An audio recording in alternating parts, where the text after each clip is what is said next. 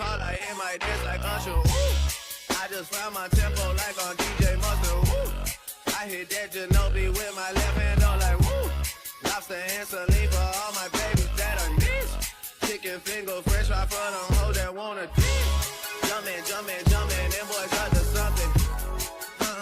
I think I need some Robitussin. Way too many questions, you must think I trust you. You searching for answers, I do not know nothing. Woo.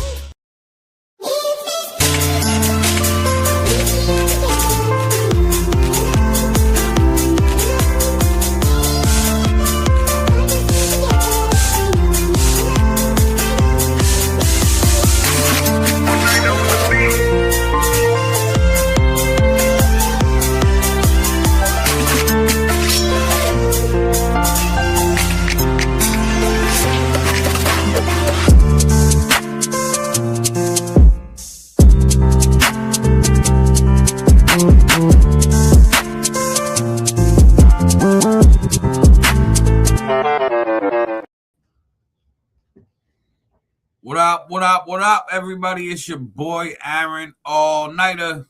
It's your boy, FiF, back in the building. This is the Pop-Up Podcast, episode 12, back in effect. Make sure you share this out to your news feed, share this to groups, tag people in the post, tag people in the comment section, send this out to people in Messenger, Instagram, fucking Twitter, Snapchat, TikTok, YouTube, fucking Reddit, Rumble, all of them. Kick, we on there. We everywhere. I actually thought we was going live today on Twitter for the first time, but nope, they okie doke me. They said I need the premium account to go live. I'm like, wow, I gotta pay for the check mark on X to go live. $15.99, baby. There's fucking Elon Musk. That's why he's worth almost $1 trillion. I'm like, damn, he's not even allowing lives. Like he said, you can't live unless you pay this. But we living on other platforms right now. Comment where you are watching from. We are live on Kick on It's Your Boy FiF. We are on YouTube on It's Your Boy FiF and Street Magic Multimedia. And we are on Facebook at Aaron All Niter. So make sure you share this out everywhere. Follow, subscribe, turn on notifications, all of that shit. Now, before we get into the randomness, I mean, we ain't been live in a week. I mean, I know y'all see us on the weekends. We chilling. I mean, we posting during the week. We living. FiF, how your week been? A little crazy this week. You know what I mean? Work was a little tough on my old ass body this week. It's all good though. Positive note, I done been on Facebook since 2009, 2011, I think. I may have created my profile. I post a lot of controversial shit earlier on. Then more recently, when we got into music, posting music. Finally, I've been a good boy for a couple years. They finally decided to monetize my page as of yesterday. So now my posts are earning, 25 cents, 50 cents, $1. So I don't know if y'all seen recently. I just done posted the 2 fingers. Looked like they had cottage cheese milk up on that joint. So if y'all see that, definitely go drop comments on that. Definitely hit the like button on that, because your boy gets paid from Facebook because of that. So let's go. Definitely see FiF posting more now. He's like, oh wait, I'm getting paid for this now. Let me do something real quick. Yo, it's mad funny too. It's like algorithmically, we'll call it. I was seeing before the whole monetization of the page, would see the views and the reach very stagnant, we'll call it. You know what I mean? I posted the thing about my daughter getting hit. The spike on that was enormous. A couple days goes by, I posted the 2 fingers thing, and huge spike, and then it leveled off. And then I don't know if the algorithm picked it up, but this is like literally like a day or two ago when I posted that. And then this morning I wake up, and it's like this. Like, it just, bro, it was almost a 90. It was like a more than a 45, but less than a 90, bro. Just straight, like, thousands of views in today and Sunday. Like, it was fucked up. Like, I just, bro, the spike on, I'm like, What the fuck? Okay. Usually when you see a plateau, it kind of it's because, like you said, you just got monetized. So now the algorithm's pushing you because you've been a good boy. So since you haven't been breaking the rules, they said, "Oh, okay, we'll push your page because you're safe." You know what I mean? So we just gotta be safe. That's like my Fall River Experience Facebook page for Fall River, Massachusetts. Got 20,000 followers. That gets off of restriction June 28th. They put me in a Facebook jail for a year. They're literally serving a bid in Facebook jail. So demonetized my main profile for a year, everything just because of that page. So I gotta play nice. We do the dance, we play nice, we get paid. We can still say what we gotta say. We just gotta be smarter on how we say it. I'll say strategic on what is posted and how you go about. I guess because like even the thing I posted was disgusting, but it didn't break any rules. I knew it was going to be controversial, and I knew people were going to see it, and it was going to be a wow, like hit the wow factor on it. People were going to be like, "What?" That's but it didn't. I don't know. Maybe I tiptoed the line, but yeah, definitely making you think about how and what you post and how you go about it, and to know how to tiptoe that line can be beneficial. It's a tough line because they keep switching the algorithms too. So you always gotta like be on whatever they on. But today, man, America is wild. Like I was looking up trending stuff to talk about, and we gonna get the big heaviness right out the way so we can get to the fun light shit. Mass shootings. The mass shooting in Shreveport, Louisiana. Bunch of kids. Was that the mall? Was that the mall one? The mall shootout? I believe it might be. We have a video. Check it out. We'll talk about it.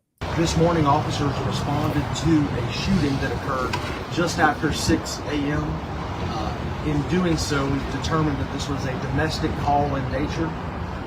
The responding officers located a crime scene here in the 300 block of West 79th Street, and this is a rather extensive crime scene spanning between two residences here.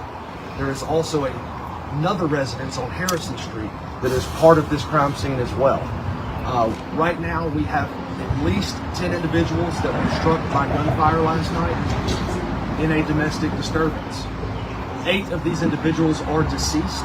The ranges of the decedents are from 1 year of age to approximately 14 years of age.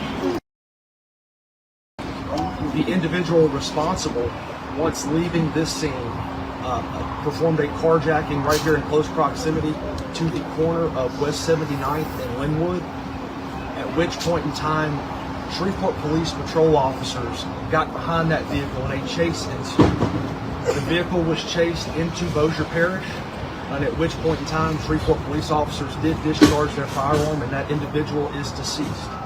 We do believe him to be the only individual that fired gunshots at these locations here. He is deceased, and Louisiana State Police will be taking over that portion in which the Shreveport police officers discharged their firearms. So, RIP and condolences to the family. There's 8 kids got killed. Wait, you're muted. 8 kids got killed, and then 2 others were shot and injured. What they're saying so far is there was a breakup, and allegedly the shooter came to find out that he wasn't the father of those kids, and went ape shit. Ooh. Now, listen, I absolutely don't condone the aftermath of what happened, like the violence, the mass taking of lives like that, the unaliving of innocent people. But it turns back to the factor of this is an ongoing problem with females in today's society, where the feminism and the being promiscuous has come to an all-time high level, and I think it's created a bubble now where guys don't know how to react anymore.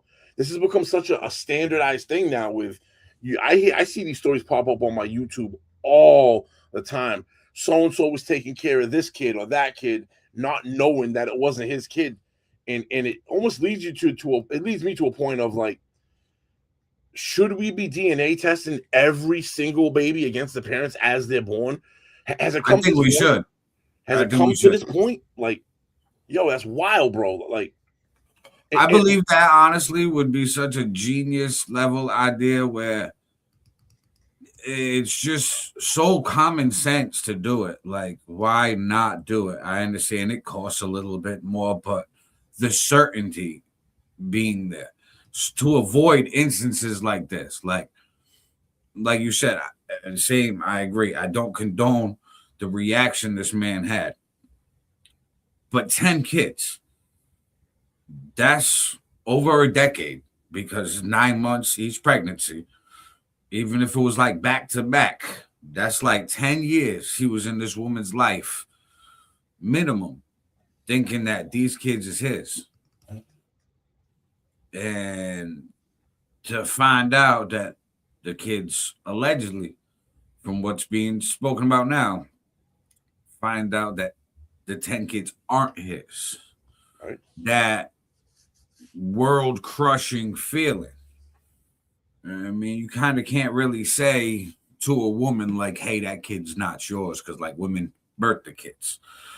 But so like, just imagine how a mother feels for their child, but then somebody say, oh wait, no, that's yours. That's somebody else's. You know what I mean? So I get the hurt, but I don't agree with the aftermath, like FiF was saying. But dude, think of all the other guys in the world. Take away just this one instance. Think of the situation at hand that we're talking about. Think of all the guys who pay child support for babies that ain't theirs, and it comes out 5 years later, 8 years later, 10 years later, and it's fucked up because there's no repercussion for a female lying like that. Like there's no equal sign for this bullshit, so it continues to happen. There should be laws in place where if you're gonna the DNA test, right, definitely would make this would fix this. But you know, also fix this if there was a law in place that said if you put a man on child support and come to find out the baby ain't his, bitch, you gotta pay back every motherfucking dollar that man fucking paid, and interest, because that was money that could have been allocated to different positions. Think about like the child support factor in this country, where most guys on child support are paying somebody else's rent and then trying to pay their own. That puts under huge stress. Got to pick up a second job now to equalize this loss in wages. Like, bro, fuck that, man. Like, yo, that's and again, I'm not saying what the dude did with the 8 kids and the 10 people. That's not the route to go to rectify the problem.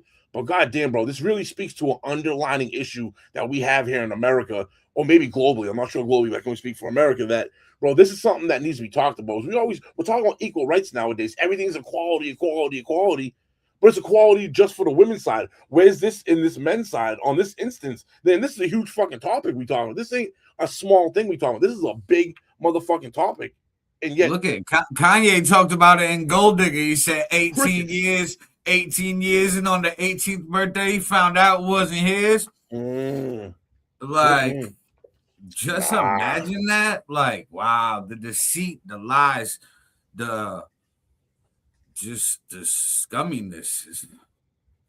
And they do it. These women are doing it now. And I'm not trying to jump on women, bro, but like you said, they're the ones having the babies. These are the women that have the safe male at home, the provider, the thing that they're looking for, yet they still got to go out and go scratch that itch. And then they get pregnant by the side dude and then know that they're going to ruin what they have at home and will keep the lie going. Right. They'll sit there and be like, I don't know who the father is, but we just going to play it out. Like, well, what do you mean you just going to play it out? That's not how life works. You got to, like, figure out who the father is. And if you living your best life and, you know, doing your thing and freedom and feminism and fucking empowerment to your body and you living like that, well, at least be honest with all participants. Like, hey, there's a percentage that this child is not yours. Do you want a DNA test? Like, don't just pit the children on that person because that's the one you're in a relationship with, or that's the one you want to be the father, or however, like that's the one you think's most financially secure. Nah, like that's why I agree with you, Phil. I agree that DNA testing should be like mandatory for all births in the country. I mean, fuck the cost. It could save so many lives. Right, it really can. No, for real. And then just the heartache and everything that goes behind it. You know what I mean? Like the heartache with the guys, the super stress level that it puts a man under trying to be the provider, the protector. You know what I mean? Like you taking, I know in Massachusetts, they take up to 30% of your check. That's pre-tax. Yeah, it's 33% each child, and then each child after that is another 15% added. Bro, crazy, bro. Think about it. And that's pre-tax. So they take that right off the rip and then tax your motherfucking check. Mm-hmm. As if that money didn't get taxed. As if that money didn't get taken away. So bro, they really got you by the balls here, man. And I'm not sure other states. I can speak for Mass only. They hit you with the 30%. Then they tax you as if that 30% was still there. So they fucking really snatch your check, boy. Really snatch your check. So, like, we just need them DNA testing. We just need to get to the root and the problem of this shit. Like, if women are gonna go live their best life and I mean do some whole shit, well then at least have some honesty and fucking don't pit a child on a man. Like, especially if it's not his kid. That's foul. That's foul. That should be a crime. Eugene. That should be a crime, like a criminal charge. Facts, bro. Or at least pay it back if it's found out after the fact. The same thing with the SA. Like a fraud. Yeah, exactly. And this goes to no, we're not talking about this topic, but this is the same thing. The SA charges. If you accuse someone of SA and you know that it wasn't them, but you accusing them, bro, there should be some recourse for that. Because you will straight destroy a man's life for the rest of his life. And whatever he's got going on in the moment for false accusation. And I'm saying Absolutely. If this in case happens to be false, you know what I mean? Like, and it does happen. There's definitely where I know there was a baseball player, Bauer, I think his last name was, had like $150 million contract in the MLB taken away from him for a false accusation. And come to find out, it was false, and then they still ain't gonna take him back. He's playing in Japan now for a couple $100,000 compared to the $150 million contract this man lost. Right, like No who's gonna pay that loss? Oh yeah, nobody. That's right. Yeah, and so you ruin this man's life, his whole career, for a false accusation, bro. That's wild. Like, nah, man, we can't have that. You want women, you want to be, you know what I mean? I get it. You want to be equal with men, then you got to play at the same. You got to go to the same standards that men are held to. Mm-hmm. But y'all don't want that though. So you know what I mean? You want the equal sign without doing the work to get to the equal sign. Right. They just want the equal sign because they're breathing. Yep. Nah, can't have that. Not how life works, people. Yeah, for real. But speaking of how crazy America is, and we were talking about the violence, and we're gonna get to this video too. More violence in America. It's heating up. It's getting warm out in the country. It's about to be that season. It's shooting season. Check this out. We'll talk about it. 5 people, including 3 college students, were injured in a shooting that happened during a massive brawl. This is video of that fight. This all happening near the campus of the University of Iowa.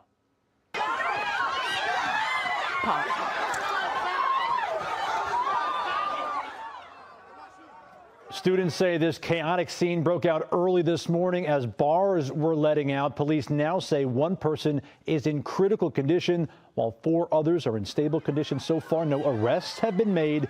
Police, though, are looking for security camera footage as well as any cell phone footage from the area and are asking for witnesses to come forward. Listen. Colleges and alcohol, man. Bad mixture, bro. Bad mixture. For real. And it's like, guys, come on. If you're going to go out to the bar, you're going to go out drink.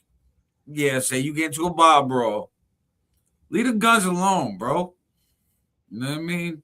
Because now you start shooting, and now fucking guess what? the bars is going to be closing because the licensing boards will be like, no, it's not safe. There's shootings. And then guess what? Where you going to go drink, bro? You're going to go drink at home. You're going to have a house party. The cops are going to get called because of noise violations. And then what? Then you fuck up everything for everybody. You stupid fucks. Calm down. Throw your hands and fucking relax. How about throwing your hands, man? Don't even throw your fucking hands. Just enjoy. Like, why does people get a couple drinks in them, bro, and everyone's got to be the fucking Hulk? Relax, chill out, like enjoy. True. And if you're one of those people that like drink and then like you're an angry drunk, don't go out, bro. Don't drink. Like, don't put yourself in that state. Like for real. Yo, like, pull up that comment from the abused by mental health system agencies and programs in Fall River. Are you kidding? Men want to live off women since I was 20. Some people do that. Hold on. Yo, the percentage of men living off women, I will bet you is in single digits compared to women living off men. I'm not gonna say it doesn't happen, but you're talking about the fringe. You're the minority. We're talking about the majority, the overwhelming percentage. So yeah, you want to bring up a point. I can't say you're wrong, but you're definitely not talking about a huge percentage of the population. I think those stats, though, are starting to go on the rise with the way feminism is. So some feminism, like some females will try to assert themselves as that leader role and backpedal the man to, like, how can I put it? Like, all right, you stay home, you do this, you do that. I'm gonna go do this. What kind of man are we talking about now? Is that really a man though? Because this isn't. You're talking about simps and beta men, which again are still. I'm just talking gender. I'm just talking like fucking actual like human beings. Like no matter what they fucking type of person they are. Yeah, like I think those stats are starting to come up because of people like brainwashing everybody to be like, all right, behave like this, behave like that. TV shows having the whole checklist of requirements. Even with the come up, you're talking about a fucking small percentage, dude. Right. Tiny percentage. Tiny, bro. There's no like I get what the person's saying. I don't know if she's male, female, whatever, but I don't like compared to how it was back in the day. Like back in the day, that was like a 0%. Yeah, you still. I just think like each year that percentage does slowly grow up more. The more independent, I would say, women are. The more independent women are, there will be some men that just say, "Shit, fuck it." The more financially women get to be the breadwinner of the house. Is what it's gonna come up to, and that's still fringe. It's still, I mean, it's never gonna flip. It's not. I don't think it will ever flip to where women overtake 50% of men. No. And the only reason you're even seeing, I think, this is because of like the S trade, things like OF, where women can monetize their sexuality online. Again, a small fringe percentage get to do it. You know, I have a friend of mine. Of all the dudes I know, there's one that I know that wife had made like $250,000 a year, and my friend was still making like $150 as a project manager. And you know what happened? She ended up divorcing him because when women have the authority in a relationship, that's not what they're looking for naturally. Right. Naturally, women are looking to be the submissive one and looking for man to be the man. So whether people like this take or not, when a woman becomes the authority figure in a relationship or becomes a breadwinner, they start respecting the man because the man's not doing what the man's supposed to do. So literally, they stop respecting him, and the relationship fails anyways. Right. My opinion. That's when you get into situations like the first video where, like, you know, a woman in the situation plays some shit, and now there's like an abuse or crime or whatever because that type of man not handling that type of relationship.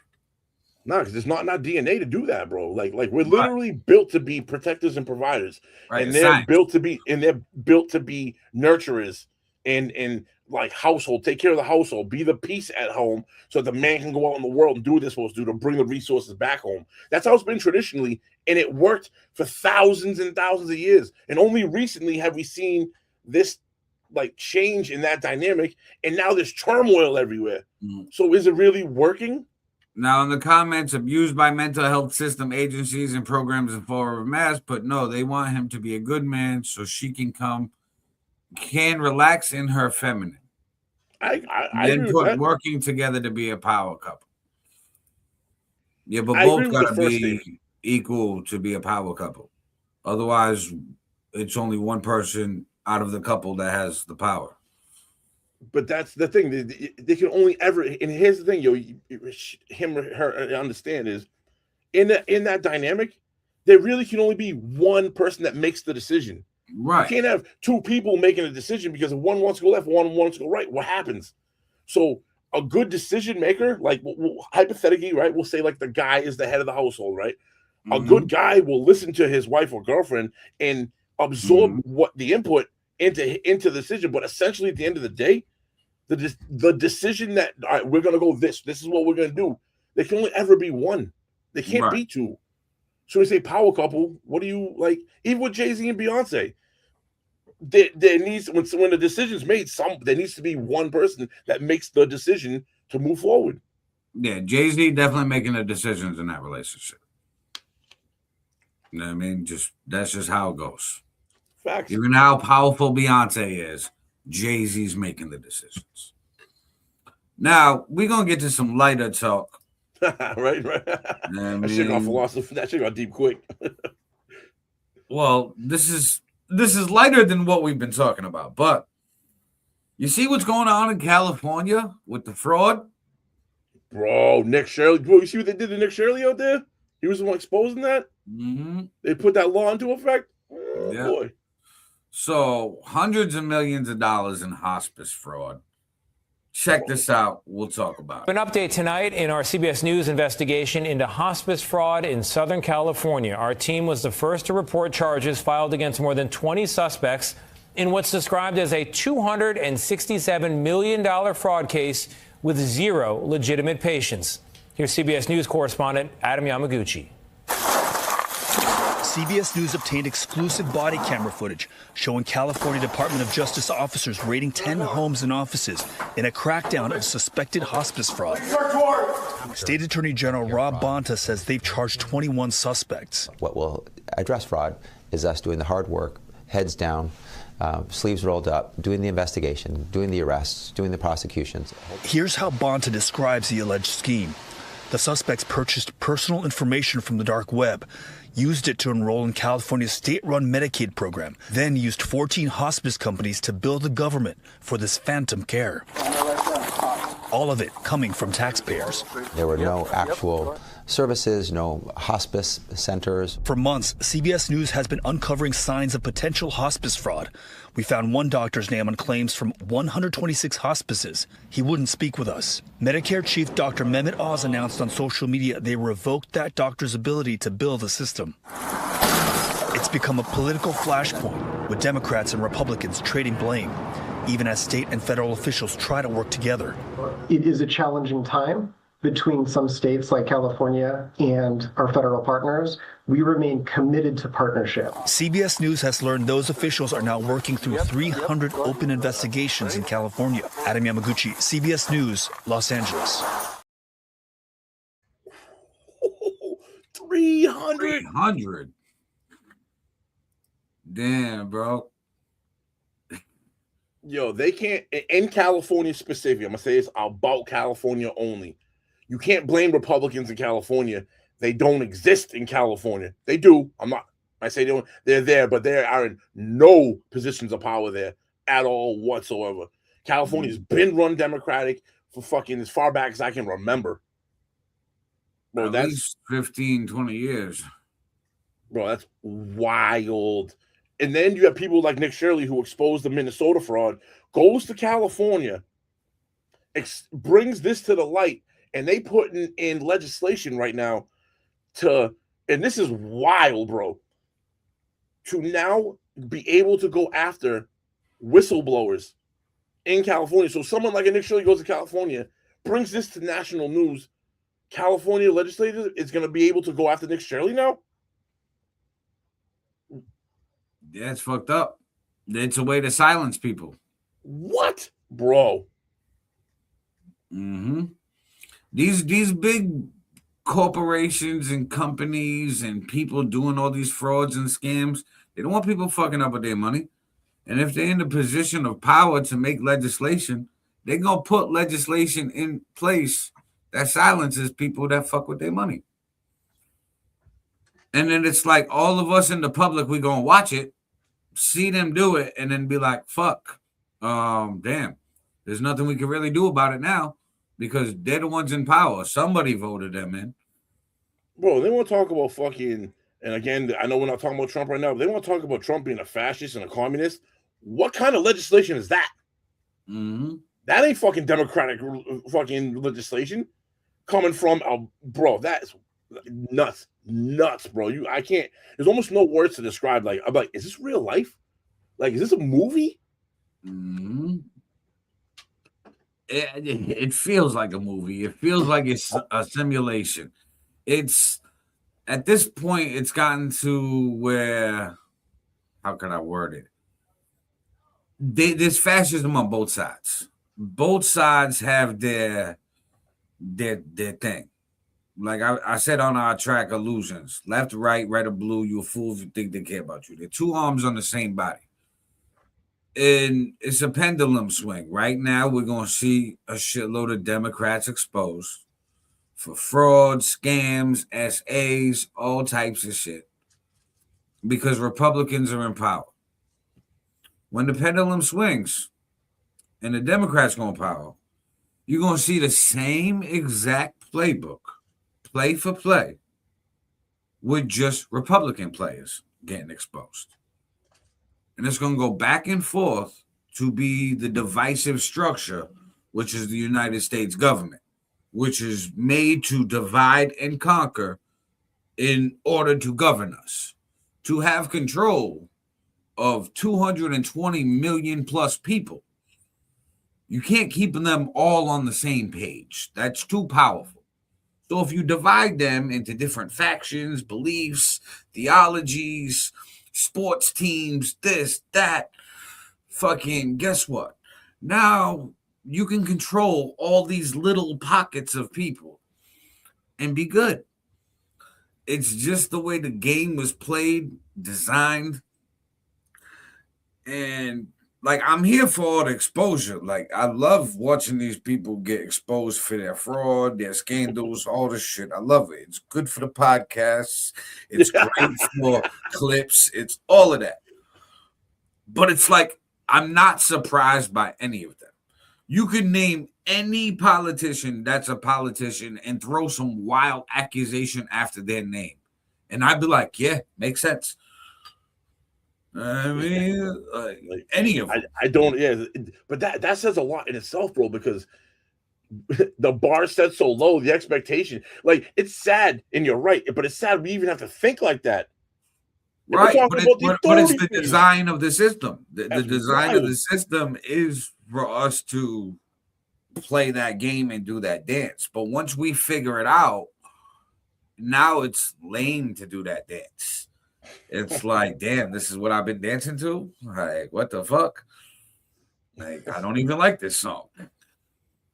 It's that same type of thing.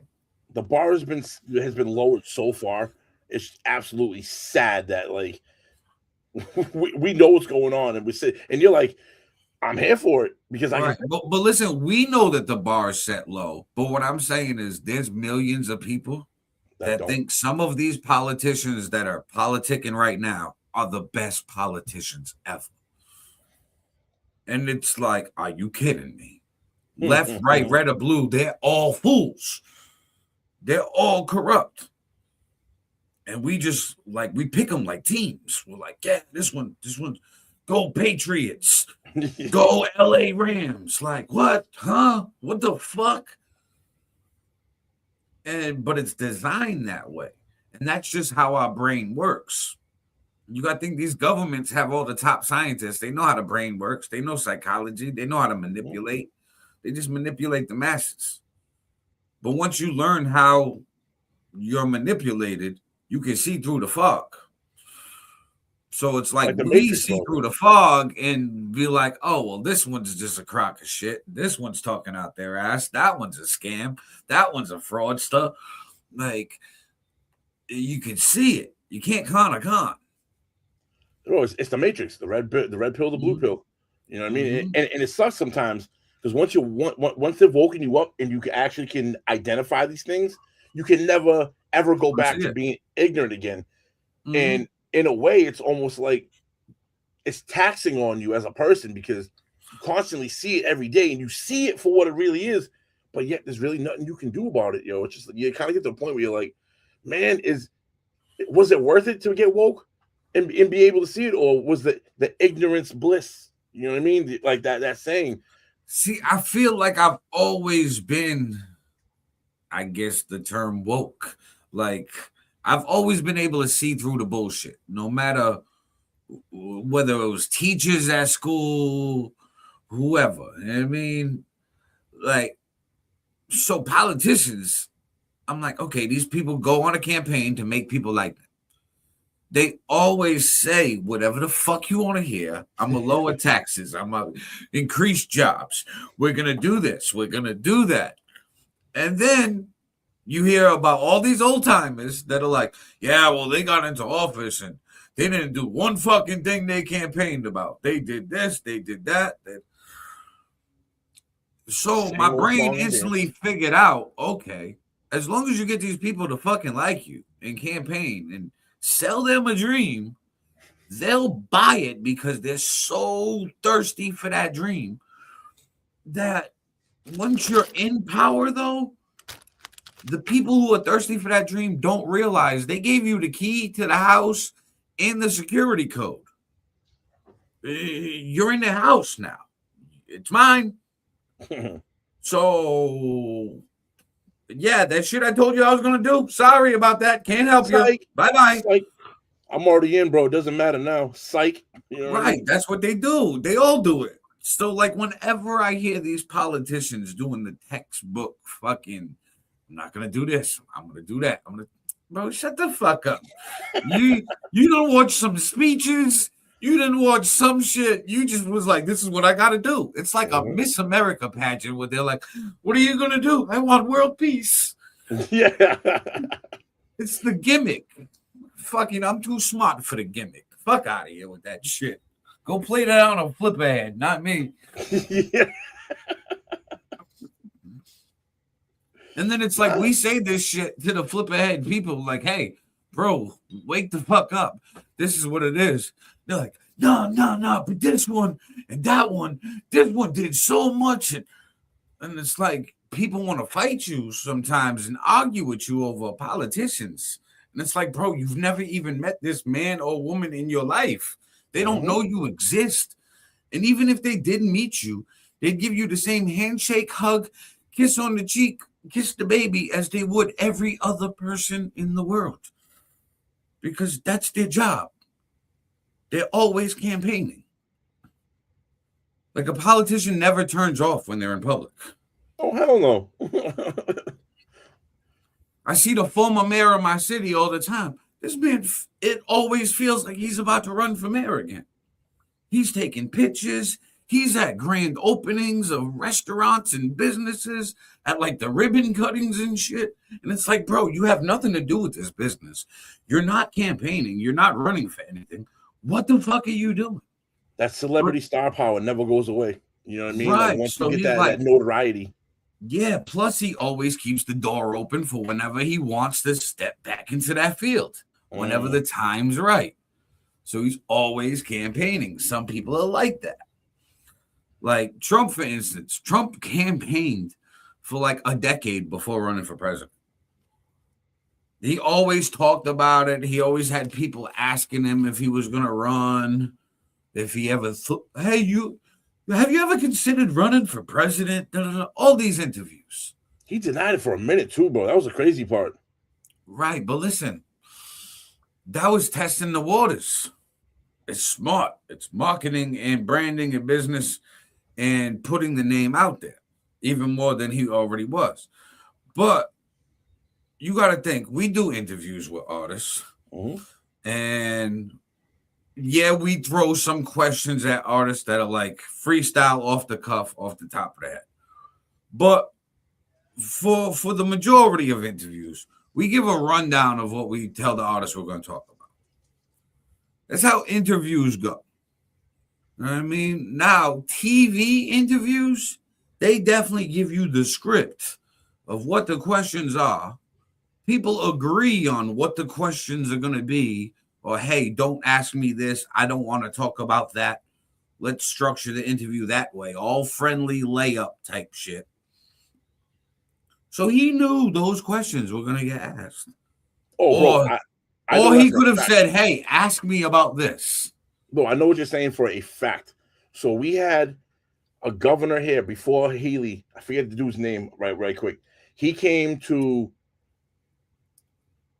where I work's headquarters when he was running. Asked me, they talked to a couple project managers. I got a phone call because they knew I was political.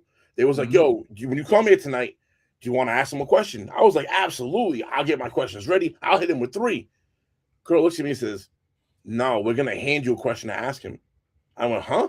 She goes, in order to get him here, we had to submit to his camp 5 questions we were going to ask him, have 5 people from the office ask him these 5 questions. I was like, I can't ask him what I want. She was like, no. I was like, I'm all set then. I'm good. I'm good with it, yo. There's no reason for me to do it. Now, what changed the political atmosphere, in my opinion? Trump was the type of politician that said, fuck that script. But this is why, in my opinion. Not how he always brags about his weave, like he weave shit in. Oh, yeah. Off script. I mean, he stays on script and weaves out and weaves back. Yep. He's like, in my opinion, Trump's like, I don't care what you ask me. I'm going to breeze right by the answer, stop talking about this, and weave into what the fuck I want to say anyway. Yep. So you could say, how's the weather? The weather's great, but I just got a bunch of brand new missiles, top missiles. They're the best in the world. We did the business deal over here. They're going to fly through the sky. That's weather. And, but these missiles, they're the best. And then it's like, whoa, bro, I didn't ask you about that, but you still got your topic across and acted like, hey, yeah, you're answering every question I give you off the cuff. You're really not answering it. You're just answering it with your own fucking own way to do it. And then navigating to what he wants to talk about. Right. While giving you a crumb of what you talked about. And it's funny too, because he's really not the first politician to do that, but he's maybe the best at doing that and does it the most, I'll say, because a lot of politicians that do that, when you get thrown that curveball, they'll instantly clam up and go, and you can see they're uncomfortable and they don't know how to navigate it. He was one of the first ones to really come out and masterfully, all right, you want to talk about this? Even though I want to talk about that, I'll talk about what you want to talk about for about 3% of that. And then, like you said, weave into what I want to and bring it and steer the conversation the direction I feel like there's a few reasons why he's real good at that. One, the business mind. A lot of business meetings, a lot of negotiations. You got to act like, yeah, I heard what you said. That's great. I feel you. But hey, how about this? How about this plan? Do this, da-da-da. I mean, you make them act like they feel seen and fucking, then your sales pitch, bang, right to their throat. Then on top of that, he's a New Yorker.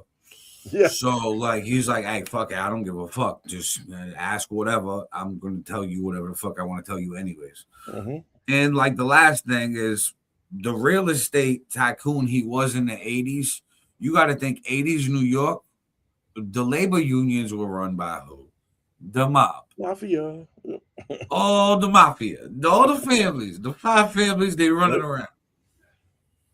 So he had those type of business meetings as well. Where it's like, yeah, absolutely. I feel what you're saying. But to build this building, we're going to need to do this and do that and da-da-da-da. And it was like, man, I asked you how the spaghetti was. Yeah. Like, spaghetti was great, but to do the building and the work, and he's like, I'm here for one thing only. I don't want to get sidetracked and fall into this casual conversation and be friends. Nope, I'm here for the business deal. Back. So like, time is money. Time is money. Right. You don't have time. Those kind of dudes at that level don't have time for like the little chit chat about. They have time. I got 10 minutes to talk to you, and we need to hit these important topics. I don't get time for the fluff of the conversation. This is the point. This is it. We're getting at it. Bang. Now, speaking of Trump, he's always in the news. But did you see his new executive order where he had Joe Rogan in the Oval Office with him? Nah. Okay, so he just signed an executive order to expedite the studies and trials and legalization of psychedelics. He said it's for our veterans and mental health issues for them to stop committing suicide, because the suicide rate in veterans spiked after 9/11 and the war and all that. So Joe Rogan's standing directly behind him. And he said that he announced, like, it was like a whole 45-minute meeting in the Oval Office. RFK is there, Dr. Oz is there, Joe Rogan there, a bunch of other people there. And he's like, yeah, Joe Rogan calls me up, said this is great. He was like, so I ran it to RFK and Dr. Oz, and he mentioned like one other name. He was like, and we all thought it was a great idea. So I'm going to put this executive order in. Now, I agree with the psychedelics in the order and getting that to go through, because he was talking about shrooms, ibogaine, a bunch of things. Ayahuasca. Right. Yeah. However, the decision makers makes me a little uncomfortable about how this came to be. So you're telling me Joe Rogan, the comedian, fighter, podcaster, who hosted Fear Factor, said, hey, psychedelics, they're great. I like them. Trump said, sounds great. You're my friend. I like that idea. Goes to RFK, who had a fucking worm in his brain and used to snort coke all the time. He's like, yeah, I like psychedelics too. Yeah, but this has been going on. This has been going on for a little while, though. There's actually clinical trials and small scales they've been trying with this shit, and it's working. I agree. It does work. It's working, and it's working. Right. So it's like, but I'm just saying the panel of people, like, hear me out. So Joe Rogan with comedian, fighter, podcaster, former fucking host of Fear Factor. Yeah, maybe it's his idea where he's like, hey, Trump, we should do this. I like it. And then he runs it by RFK, who used to snort coke off toilets, said it in his Theo Von podcast. Of course, he likes psychedelics. And then we go to Dr. Oz, who I don't even know. Is he like a real doctor? Because he's legit. Right. But I've seen some of the shit he said on his TV show that was like really questionable. And then like he used to be Oprah's doctor. Like after the Dr. Phil. I always thought he was like an actor at first. I thought he was too, though. But come to find out, he really is, though. Like he's a legit doctor. Right, but know who else is the actor and a real legit doctor in the same category? Remember the Asian Chinese dude from the Hangover movies? Yeah. Oh yeah. He's a fucking doctor too. I don't want him making decisions for the whole fucking country. No, but it's one thing to have a crazy idea. It's another thing when you have the crazy idea, but yet there's some there's some shit behind it. So it's like, all right, like maybe this is worth it. And to go back to what you're saying, like Joe Rogan, maybe the biggest influencer in the world or top 10. So when he says something, it holds weight. It holds weight. So and it reaches the people that make these decisions. You know what I mean? And he's the voice for a big slice of the population. So maybe I just think it's a scary can of worms that we're opening when like an influencer could just call up a president and be like, "Hey, I got an idea. I like this. We've been talking about it for a while, anyways. Fuck it. Let's just make it legal. Oh, let's expedite it." And it's like, wait a minute.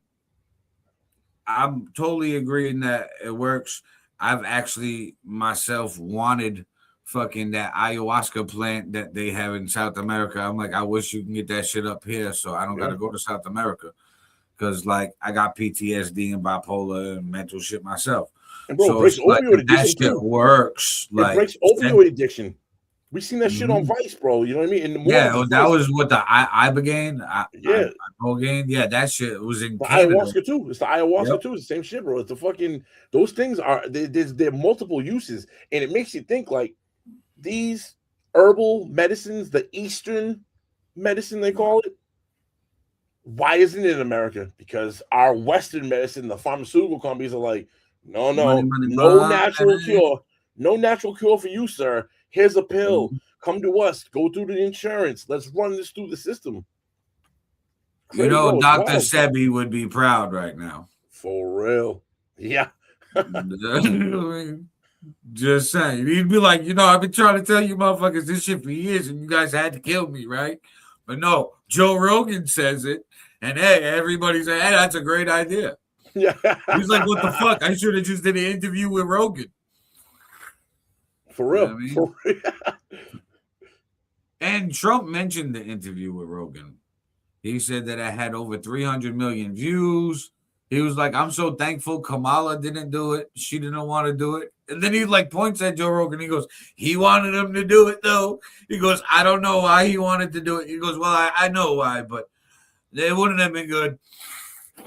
Her shit was, she was stupid how she wanted to do it. President Trump went on there and went and had no restrictions. It was a 2 to 3 hour podcast. They went to Joe Rogan's studio.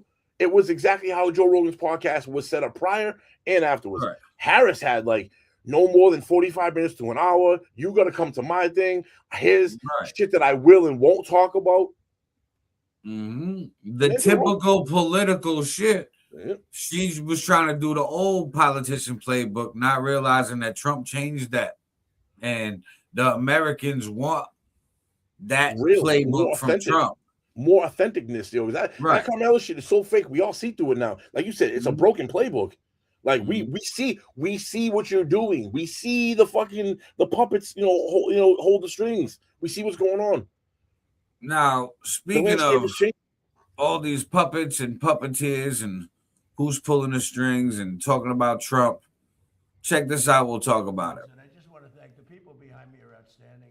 Today I'm pleased to announce historic reforms to dramatically accelerate access to new medical research and treatments based on psychedelic drugs. In many cases, these experimental treatments have shown life-changing potential for those suffering from severe mental illness and depression, including our cherished veterans. If these turn out to be as good as people are saying, it's going to have a tremendous impact on this country and other countries too. Today's order will ensure that people suffering from debilitating symptoms might finally have a chance to reclaim their lives and lead a happier life. Just lead a happier life. Mr. President, thank you so much for having us in here and doing this. You're going to save a lot of lives with it. I'd like to say how grateful I am to have had the opportunity to go through the program and receive the Ibogaine. It absolutely changed my life for the better.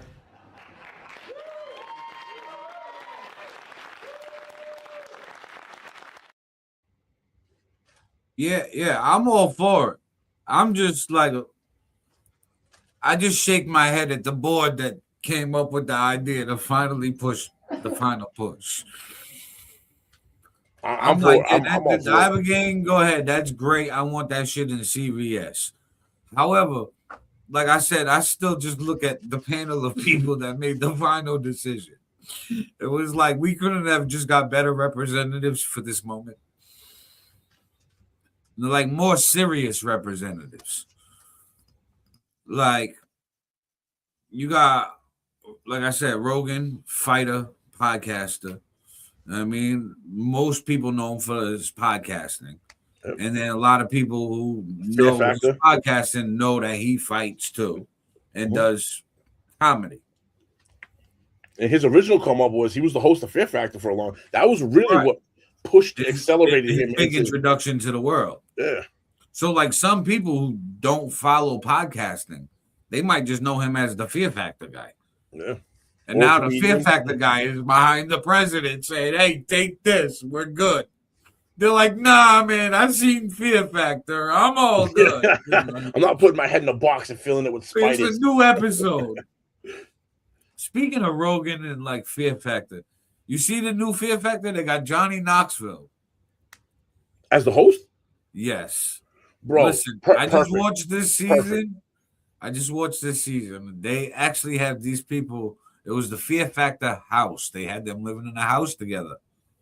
Okay, kind of on some like real world type shit. And bro, the stuff that they was doing, like wild. Like there was a pain challenge. They're putting nails through their skin. They're holding like bolts when they're getting electrocuted, and they gotta hold it for like 3 minutes. All types of shit, like being underwater, and they're like, "We gotta hold you under there for 5 minutes," and it's like, 5 minutes? What? They're like, "Okay, good luck." Hey, hold my breath for no 5 minutes, bro. And like, yo, you pull my fat ass all up. of It's this gonna be shit was just wild, bro. It was just wild. And like Johnny Knoxville was just laughing and smiling. He was like, "Oh, this is great." And then like, I'm just like, yo, Johnny Knoxville does this shit for fun. But what a perfect host, though. Think about it. The Jackass thing interfere. That's like to me, when I see someone that does something like how Jackass was on MTV, and now he's doing a Fear Factor, the host, what a perfect transition. Like that, right up his alley for that. You know what I mean? Oh, absolutely. Listen, he definitely brought the show to a higher level. All the stunts, all the shit, crazy as fuck. And I was like, oh, Johnny Knoxville came in and said the stunts y'all doing are trash. I did that shit when I was a teenager. Step it up a notch. And fucking, he's like, I want to be scared to do it. And like had people doing shit. And I'm like, wow, that's fucking wild. And of course, like eating foul shit and stuff. There was like one of them was like a throw up pie. Fucking throw up pie. Yeah, a pie of just throw up, different people's throw up. Pig noses that were like in mud and blood. Bunch of stuff. Like I was like, oh, they went past eating bugs. They was like, here, have this cow liver, fucking the wild shit. It was a good season. What you watching on? What streaming service you watching on? I think it was on Hulu. Hulu? Yeah, I'm pretty sure that one was on Hulu. Now, speaking of like watching stuff, remember the classic Friday movies? Oh yeah, absolutely. Okay, know how the world has been wanting a new Friday for years. Yeah, they've been talking that. I've been seeing little things here and there talking about Ice Cube was gonna bring it back. Chris Tucker was supposed to come back and play Smokey, and like they were gonna make a call it Final Friday. They were gonna end the saga essentially, from what I heard at least. Yeah, so the last I had heard about it, like they were trying, and then Ice Cube in an interview said that the studio owned the character rights. So like even though he owned the movie and the franchise, they own the character rights. So it would be the same movie, just different characters. Unless he did it through the studio. Yeah. He doesn't want to do that. However, my brain the other day goes to, I think Ice Cube is up to something. Because the LA Rams I guess they have an official YouTube channel. I didn't know. So they released Thursday. Check this out. We'll talk about it.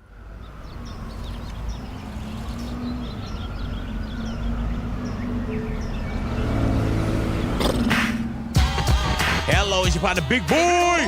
Angelinos, are you ready? Do you know what day it is? Yes, it's draft day. That's right, the Rams draft day. Who are the Rams going to pick? We shall find out. Y'all continue to hang out with us in the neighborhood, Big Boy neighborhood. No stopping all the dogs I'm dropping. It's Friday night, so everything is popping. I got scandalous men on the hand, so let the games begin.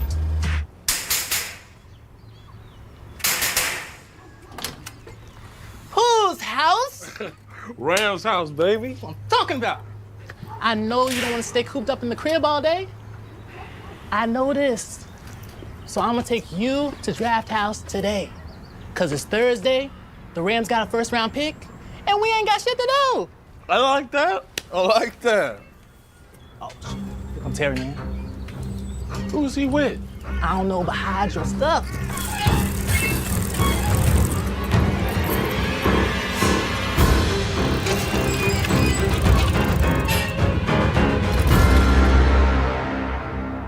What's up, little Smokey? Craig Jr. I brought my dogs with me. Hello, dogs. What you got for us? Yo, what you got for us, punk? None.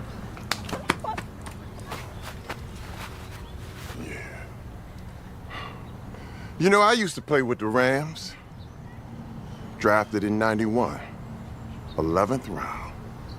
We know. Man, can you just give me my ring back? What ring? You know what?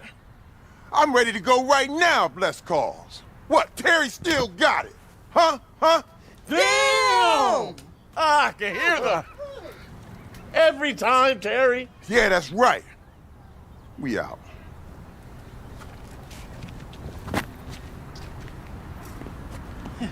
Why do they hang out? Why? That's why.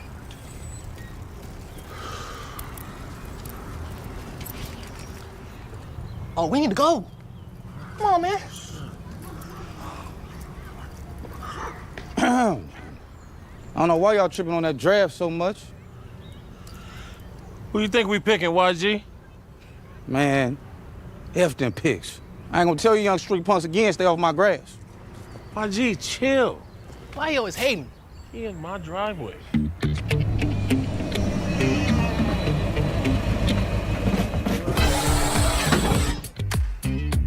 Yo, what up, big Yo. dog? You think they gonna draft another big boy to help you out in the trenches? Man, playing with these picks like playing my emotions. You got it, man. Go ahead.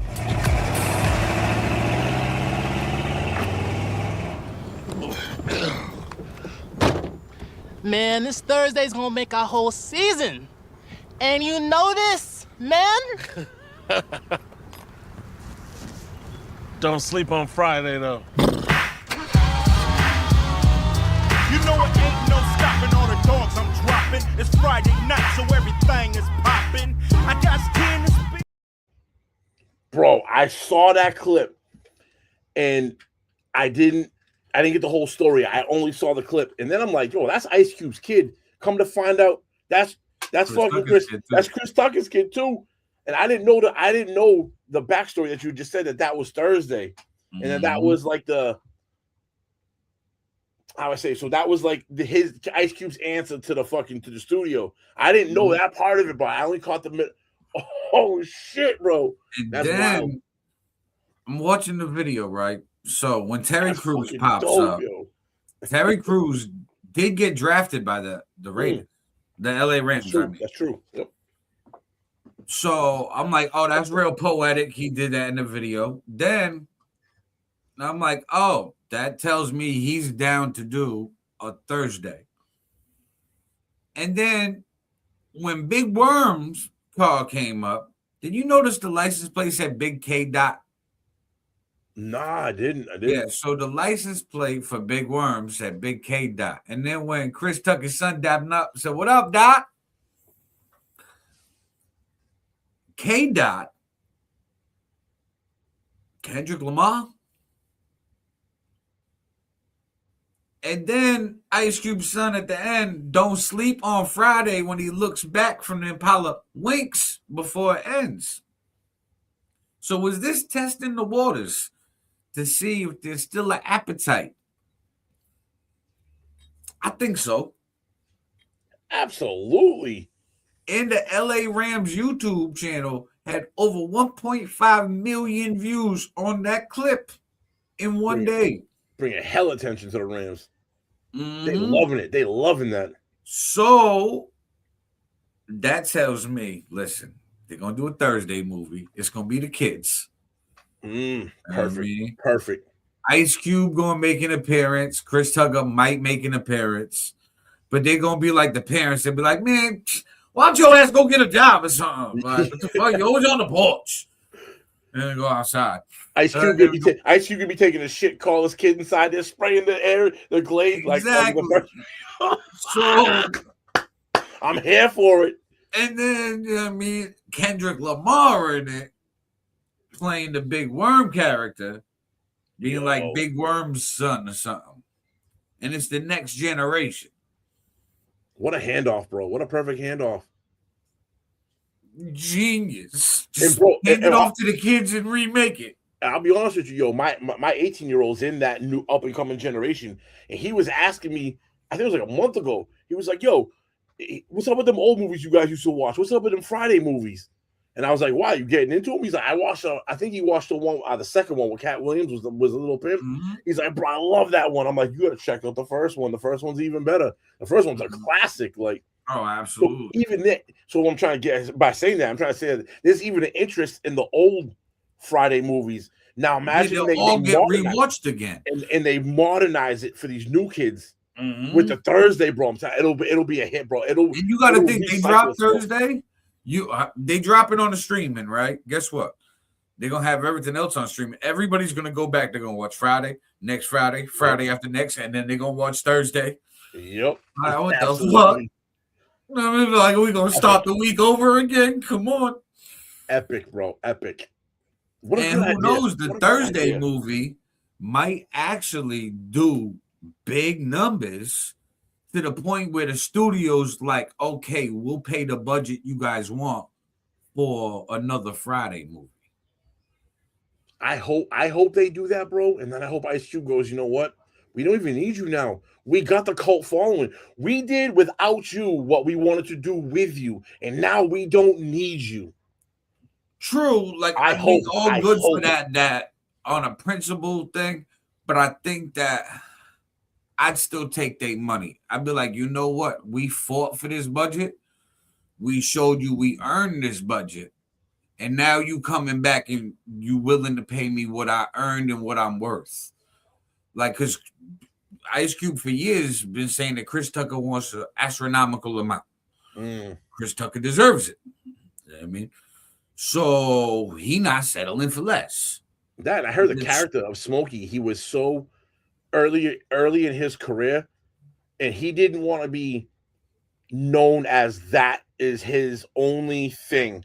You know what I mean? Like that was his breakout role that really blew him up, and he didn't want to be known as that's his own niche. Because after that, he started doing the Jackie Chan movies and shit too, and broke out into like the comedy, thing by not coming back on the second Friday or the third one. Right, bro.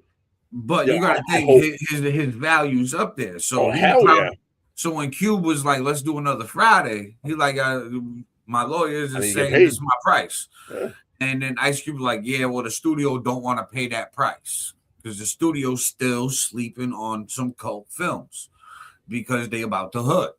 Let's be real. Then Ice Cube like, all right, we do Thursday. Make Thursday a big enough hit. Now the studio come knocking. Hey, you know that $100 million you wanted? We'll give it to you because now they see dollar signs in this new Friday movie. And they're just trying to get a bag. And you think Cube will go for it, though? You think Cube's gonna go for that? You don't think he learned his lesson the first time? He's going through this. He's going through this with the owning of the characters. Why? And Thursdays are now a new entity. It's separate from Friday. Does he want to go through right? But wouldn't you want to own those Friday characters again? At this point, you don't need to because it's dead. They've moved on. The evolution has happened. Now they're on to the Thursday thing. I'm thinking like a universe, kind of like 50 with the Power universe. Now you got like the Thursday, but you could also bring back Friday, like because people will rock the Thursday. But if they make a new Friday and Smokey come back, and Smokey got his fucking son by the neck, dragging him in the house, like, yo, get your ass in the house. What the hell you doing, man? I mean, it'd be hilarious. And now, like, they each have their own lane. Again, it's a bigger bag. Plus, if the label and the studio and the fucking movie production company gonna give me that big bag that I've been demanding, fuck yeah. Send that. But in this deal, since now you want me, this is mine now. I mean, now I can do whatever the fuck I want with this after this one movie with you. We're going to do one more movie together. Now these shit's my characters for life. You going to get your big bag off my back right now. Have fun. Here you go. I made you money off my intellectual property, but now it's mine. I can go do whatever the fuck I want with it. With this big bag you just gave me, the big bag that came from a movie in theaters and all streaming pushed by a production company. And then, I could just reinvest that into my brand for Thursday and Friday. Fuck it. At this point, I'm going to find some new characters that are up and coming, and we're going to do Saturday. We're going to do the weekend party. Like you said, make it a universe. Yeah, and I can see that branching out as a bigger overall thing. Mm-hmm. Absolutely. Bro, I'm here for it. It would be huge. And the budget that these fucking A-list movies get, bro, they get like fucking hundreds of millions of dollars to get put in every theater across the country. Like, just imagine a new Friday movie in every theater everywhere. People in lines waiting. It'd be huge. Fucking break the internet. So the record labels would do it, but they got to see that it'll break the internet.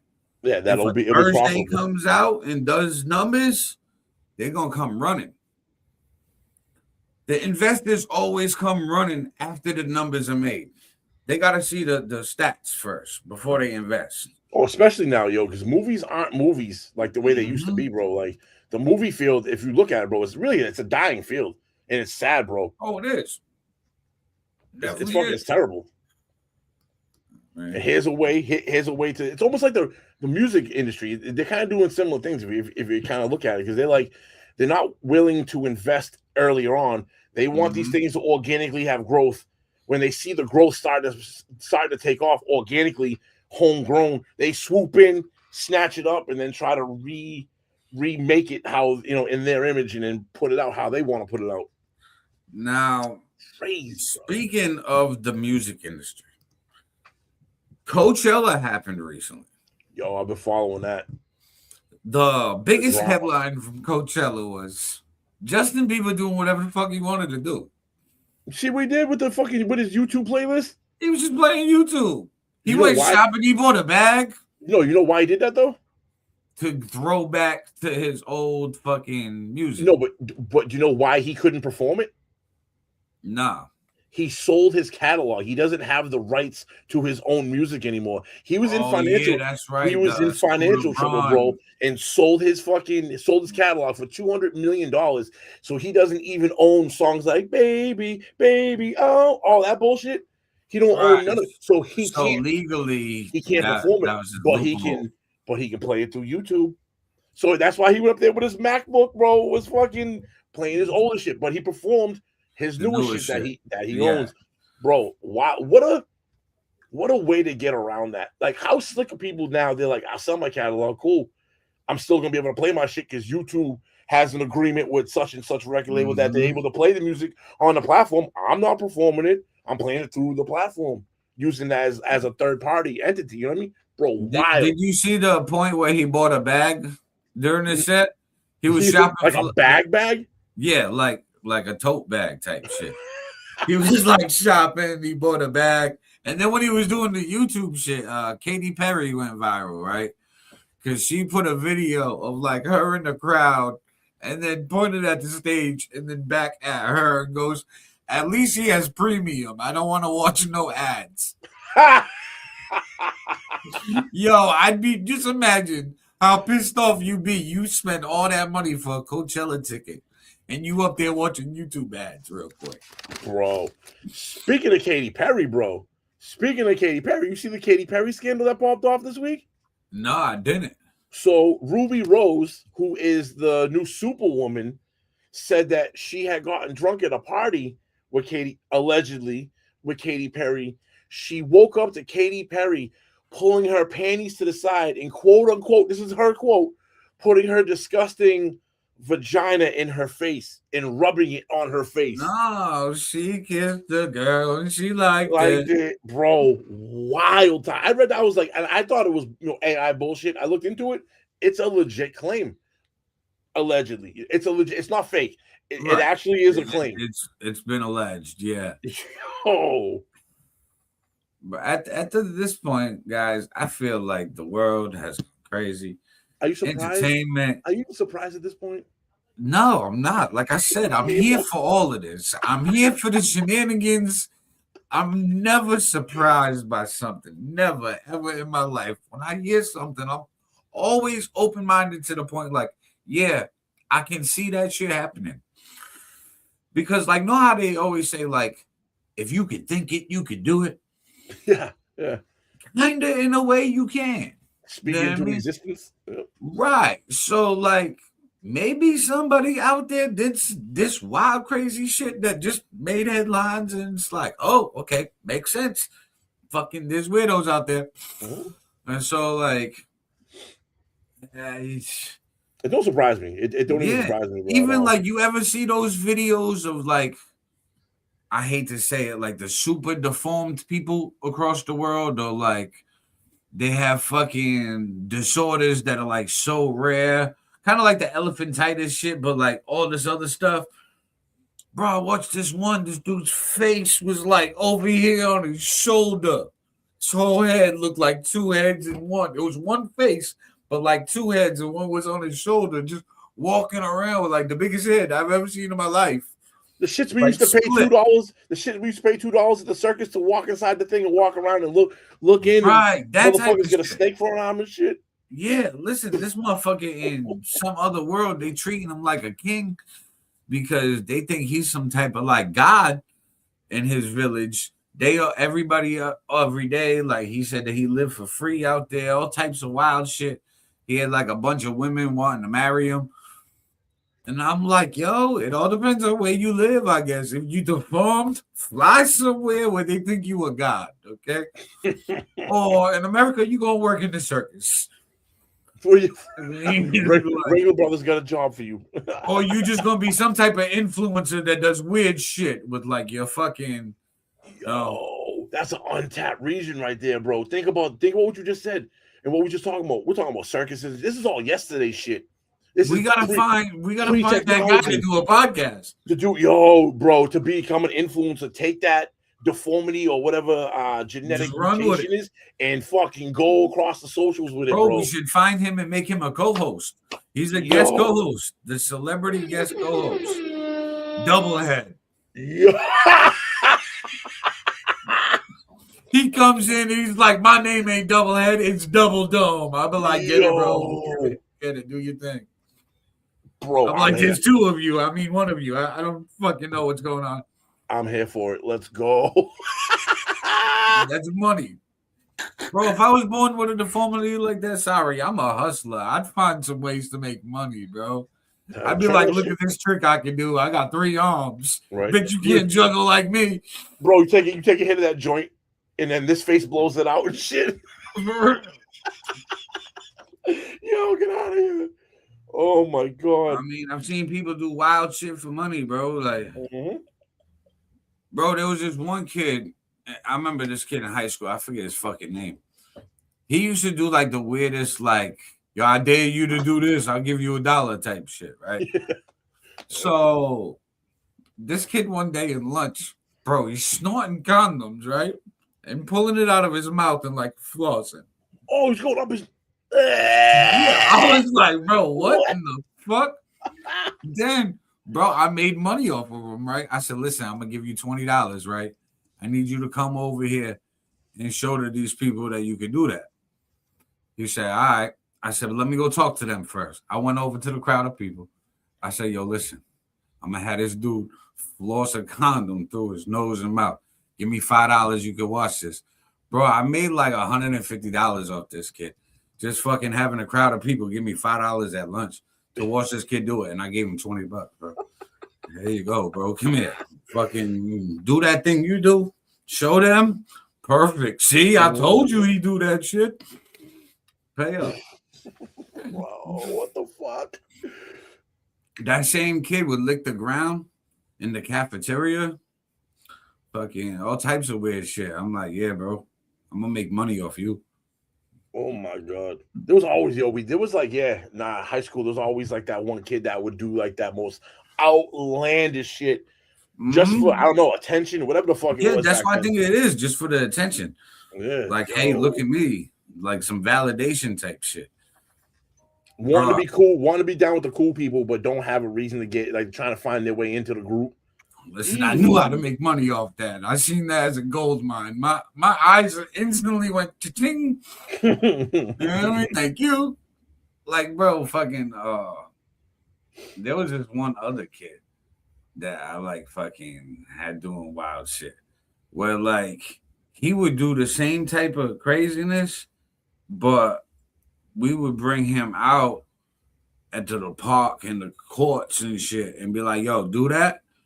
Because like everybody at the basketball court or the fields at the parks and shit, there's big crowds. Because you gotta think like how you gonna do that shit in the summertime when you're not in school. There ain't no cafeteria. You gotta bring them where the people at. So I'd be like, bro, meet me over here at the park. We're gonna go do that shit. At the same time, I got a fucking cooler with all ice cold waters and Gatorades and all types of like snacks and shit. Yep. Fucking like $3-4 waters and shit. You want to leave the basketball court and lose your spot, bro? There's fucking like 3 other teams ready to run a game. Nah, bro. Like, yeah, take this shit and continue on. Right. Thank you. Oh, and by the way, watch this kid that's gonna fucking snort a condom through his nose. Give me $5 for that too. Oh my god. And by the way, for all you youngsters that are watching this, I know we unks, which you all calling us unks. Yeah. We're talking about pre-internet, by the way, when people used to go outside and not wear a headset to talk and be all up on the fucking video game for 8-10 hours a day talking with your people. We actually used to get up together in real life. IRL. What was your wildest hustles as a kid to get money?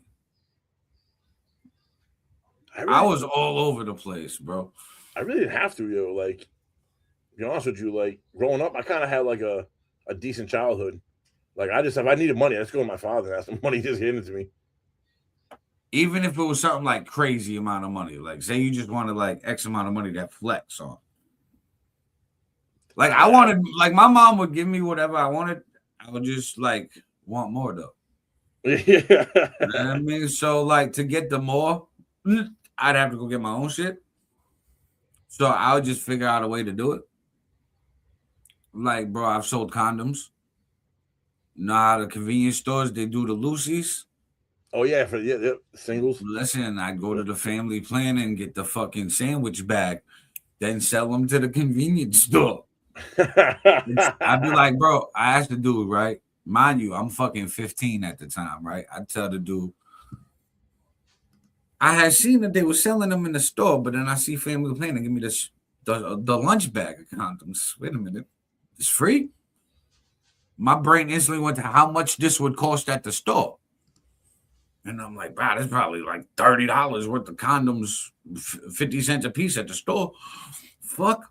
So I went to the store and I'm like, hey, man, like, you just pull them condoms out the box and then put them in the jar for like the loosies? And he was like, yeah. I'm like, well, how much does it cost you per condom from like the box? And I'm like, you selling them 50 cents, how much profit you making? He was like, it cost me like 30-something cents a condom.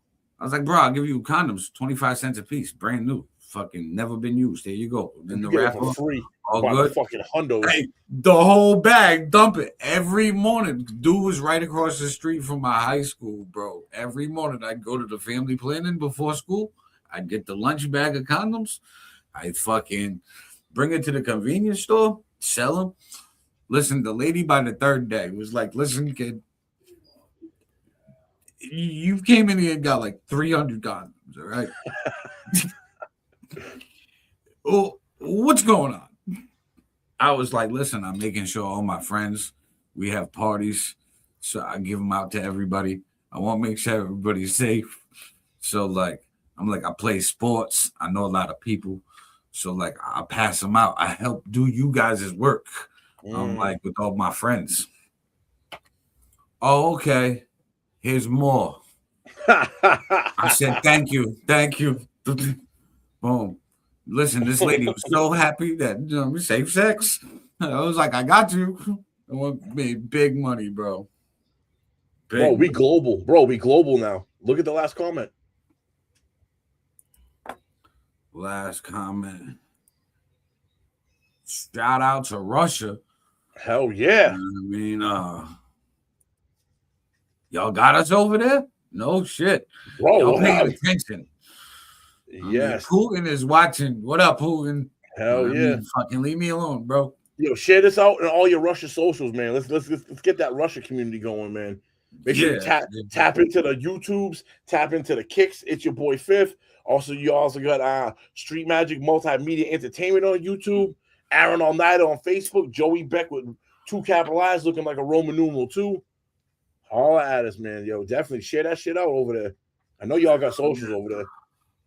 Now, that's dope, guys. While we doing the little promo, telling y'all to subscribe, follow, notifications, all that shit. Where we are everywhere. Bro, I got a new project dropping at midnight. Mm-hmm. Know what I mean? I got Hazy Days EP dropping on all platforms. It's 5 songs. Blue Dream, Cloud Level, Floating, Moon Rocks, and Higher Baby, featuring Bone Thugs and Harmony. And fully produced by me. It's literally a blunt ride EP, burn one down vibe. It'll be available on all platforms. And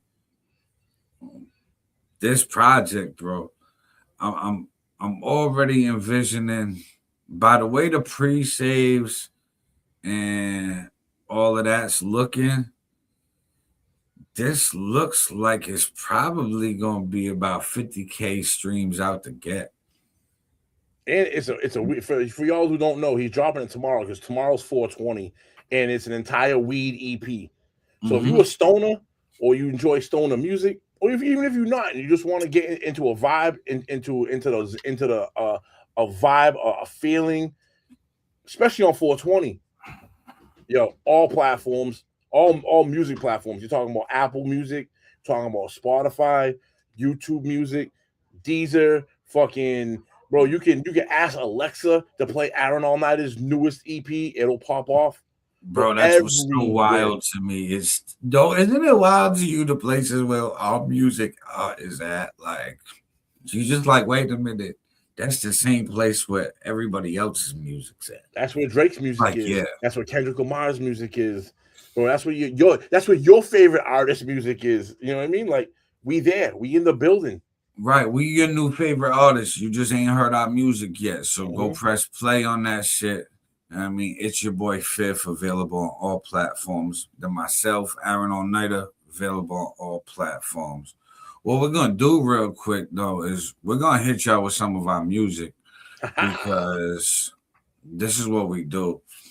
And we gotta have a little shameless self promo everywhere. It's our podcast. We'll do what the fuck we want. You like them apples? You know what I mean? Now, before we get to that music, though, we got one thing I want to talk about, and this is going to stir some things up. Charleston White's in the news again. Oh boy! So, for y'all that don't know, Charleston White, he a comedian. He got like a lot of backlash for a lot of things he says sometimes, in a nutshell. So we gonna watch this video clip. He got approached, and this is his response, and this is the visuals. Check it out. We'll talk about it. Sexuality just like I target gangsters. Nothing, y'all aren't exempt just because y'all gay. We can pick on gay people. We can we pick on disabled people. We can pick on gay people. We can pick on y'all too. You got any gay friends? No. You listen to any gay artists? No. So what about after the day? What you think about that? Well, she fucking Is it with me. anything So about- if she ain't no good and her music ain't no good, I'm gonna pick on her just like I do the other rappers. Oh no, you ain't gonna pick on this one. Well, if it's good, well, if you make them hits, then we go. I like good music. Luther Vandross, gay, and I listen to him. Okay. I don't know. Who else? Who else? Young Buck. They say Young Buck gay. Young Buck got caught with the trend. I still listen to throw a Young Buck out there. If she good, I like good music. If she make good music, her sexuality ain't got nothing to do with her gifts. So basically, I was just trying to question, nigga, if you had something against the community. Man, That was I my do biggest got concern. something against gay community. He's saying he got something I against do it. have against the gay community. I think the gay community is trying to push gayism off on everybody, even though we don't. Y'all are trying to make us accept it. So He yeah, I got said a problem with the gay gayism. community. I do.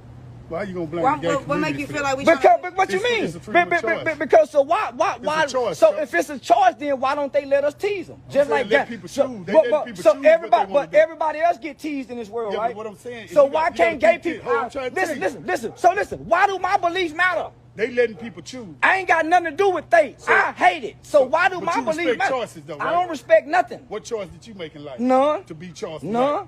You made None. some choices to be None. Charles. Listen. I got a right to hate who I want to hate. So if I was with a girl, what you I couldn't got tell a me I right ain't to right to listen, be with my the nigga. Listen, my nigga. I got a right to what I want to hate. One thing I ain't trying to do is change. I ain't trying to change. I got a No, right. you're not trying to I change. got a right to hate what I want to hate. I'm not I trying can to hate change it. white people. I can hate gays. I can hate straight people. Why do gay people have a problem with my belief? That's all I'm saying. Why do what I believe bother gay people? If I hate them, if I want them to die, why do that bother y'all? Y'all don't know me. I don't understand why. So why does it matter? It don't bother them. That's not the issue. Listen, we can hate gay people. Listen, this is why we concerned. You have gay fans. I don't give a fuck about my gay But fans. you got to give a fuck. I don't. That's I don't gotta give a fuck that's about that's nothing. part of- that's I part of- gotta listen. I that's part gotta of the listen. system that feeds I you, nigga. don't. Them gay people don't feed me a motherfucking They don't thing. feed you, they're Because running your if streams up. I see a gay people in my show, he can't take a picture with me. That ain't right, Charles. I don't want to be right. If I can reject God, I can reject gay people. So you God, don't take a picture with me, listen. dog? God gave me a right. God gave me a right to say I don't want God. So if I don't want gay people, So you ain't gonna take a picture of me? bro? not if you question me about my beliefs. I ain't trying to change your belief. Yeah, you will if you question me I ain't about changing it. your belief. I'm not asking you why you gay.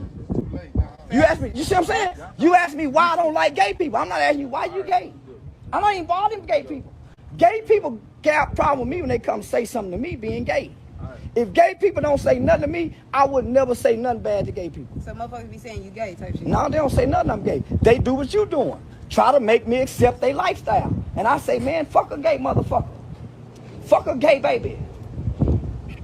D-Wade, for instance, his son, man, fuck that little girl, little boy, whatever it is. I hate it. I got that right. I got that right to hate white people. Why though? Because Is it I a want to real hate. why? No, it ain't a real why.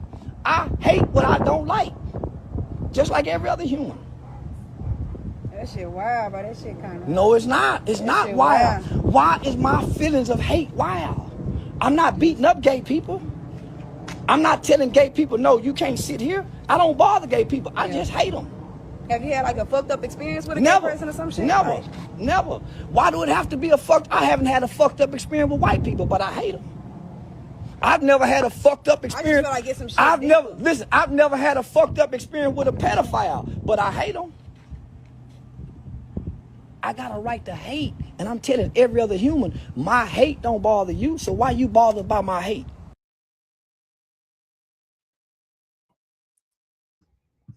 Bro, he's spitting right there, bro. He's right, and yo, this is what people say, like free speech. This is what they forget about free speech. Free speech is meant to protect the speech you don't like.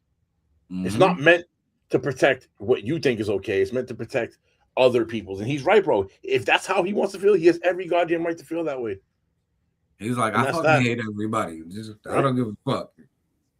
And he has that God-given right. He's not bullshitting, bro. He's saying the quiet part out loud, and he's spot on. You don't have to agree with him. You don't have to like what he says, but you got to respect the fact that he's allowed to say it. And he even said he hate white people, but he on DJ Vlad all the time, who's Ukrainian, which is like really white. Yeah.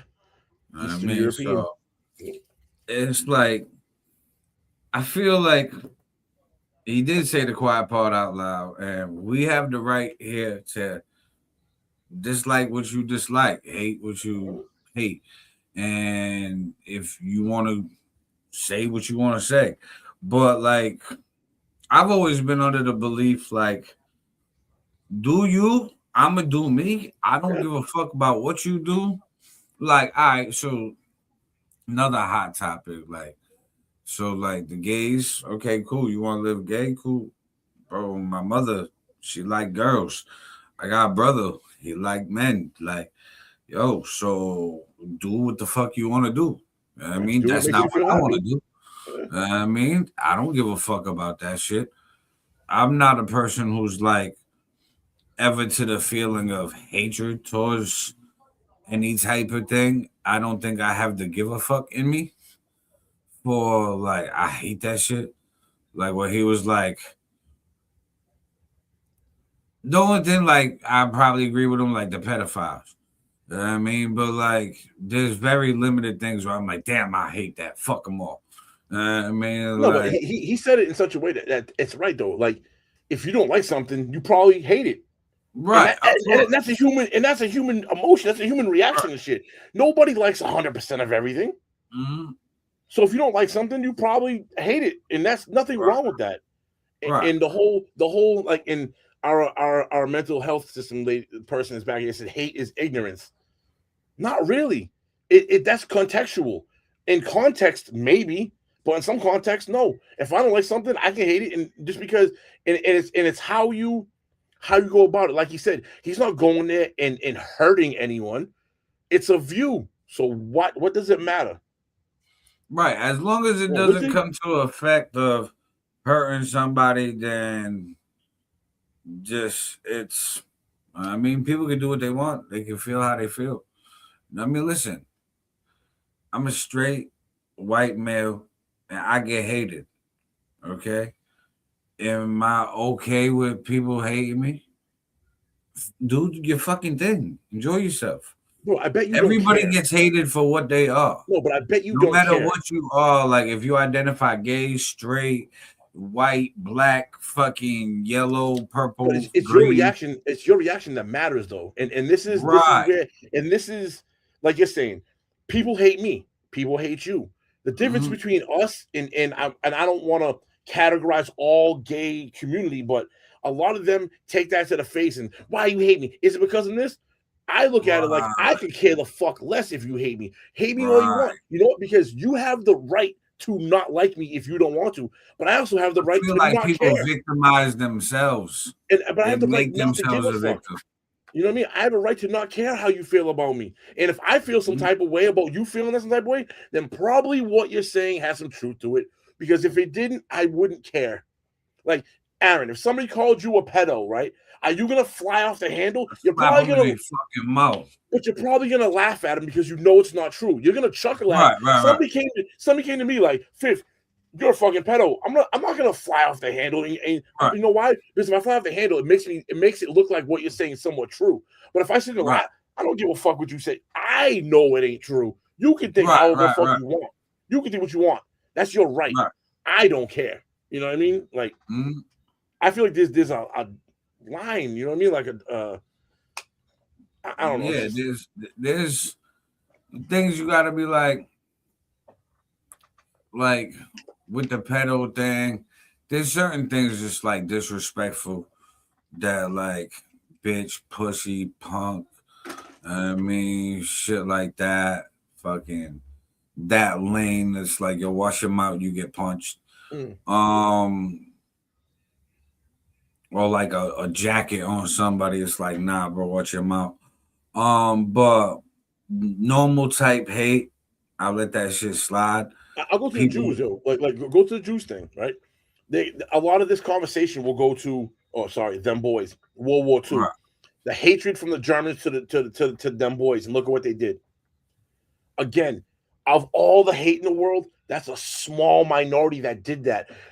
The overwhelming amount of people that actually dislike or hate something don't go to the violence of actually now stepping or crossing the line into violence and hurting something they hate. Because I'm reading the comments from the mental health lady, and what she's saying isn't wrong, or isn't wrong. But again, you talking about the small minority and using a small percentage as the guys for everything. And that's not, this is where I have a problem with this kind of rhetoric, because what you're saying it is true, but it's true in such a small portion that you're trying to take the small portion and make it the big portion when it isn't.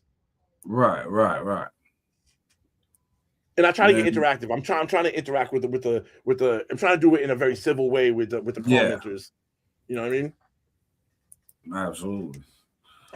I mean, but I wanted to play that Charleston White video. I knew it was funny, by the way, too. I laughed on that, bro. That was dope. I kind of laughed.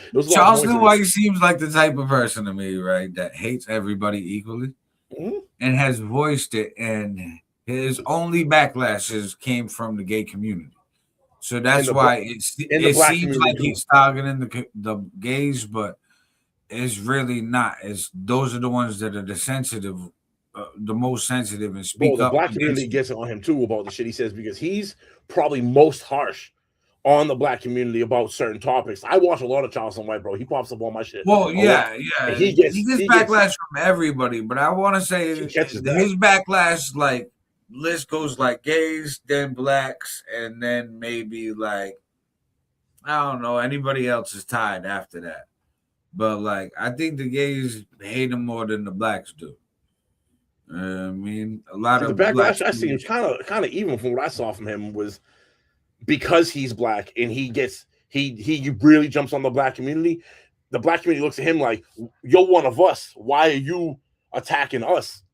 Right. About shit, and he's the type of dude that's very down the middle. Like, well, what am I saying? Is it false? And the shit he talks about isn't necessarily wrong.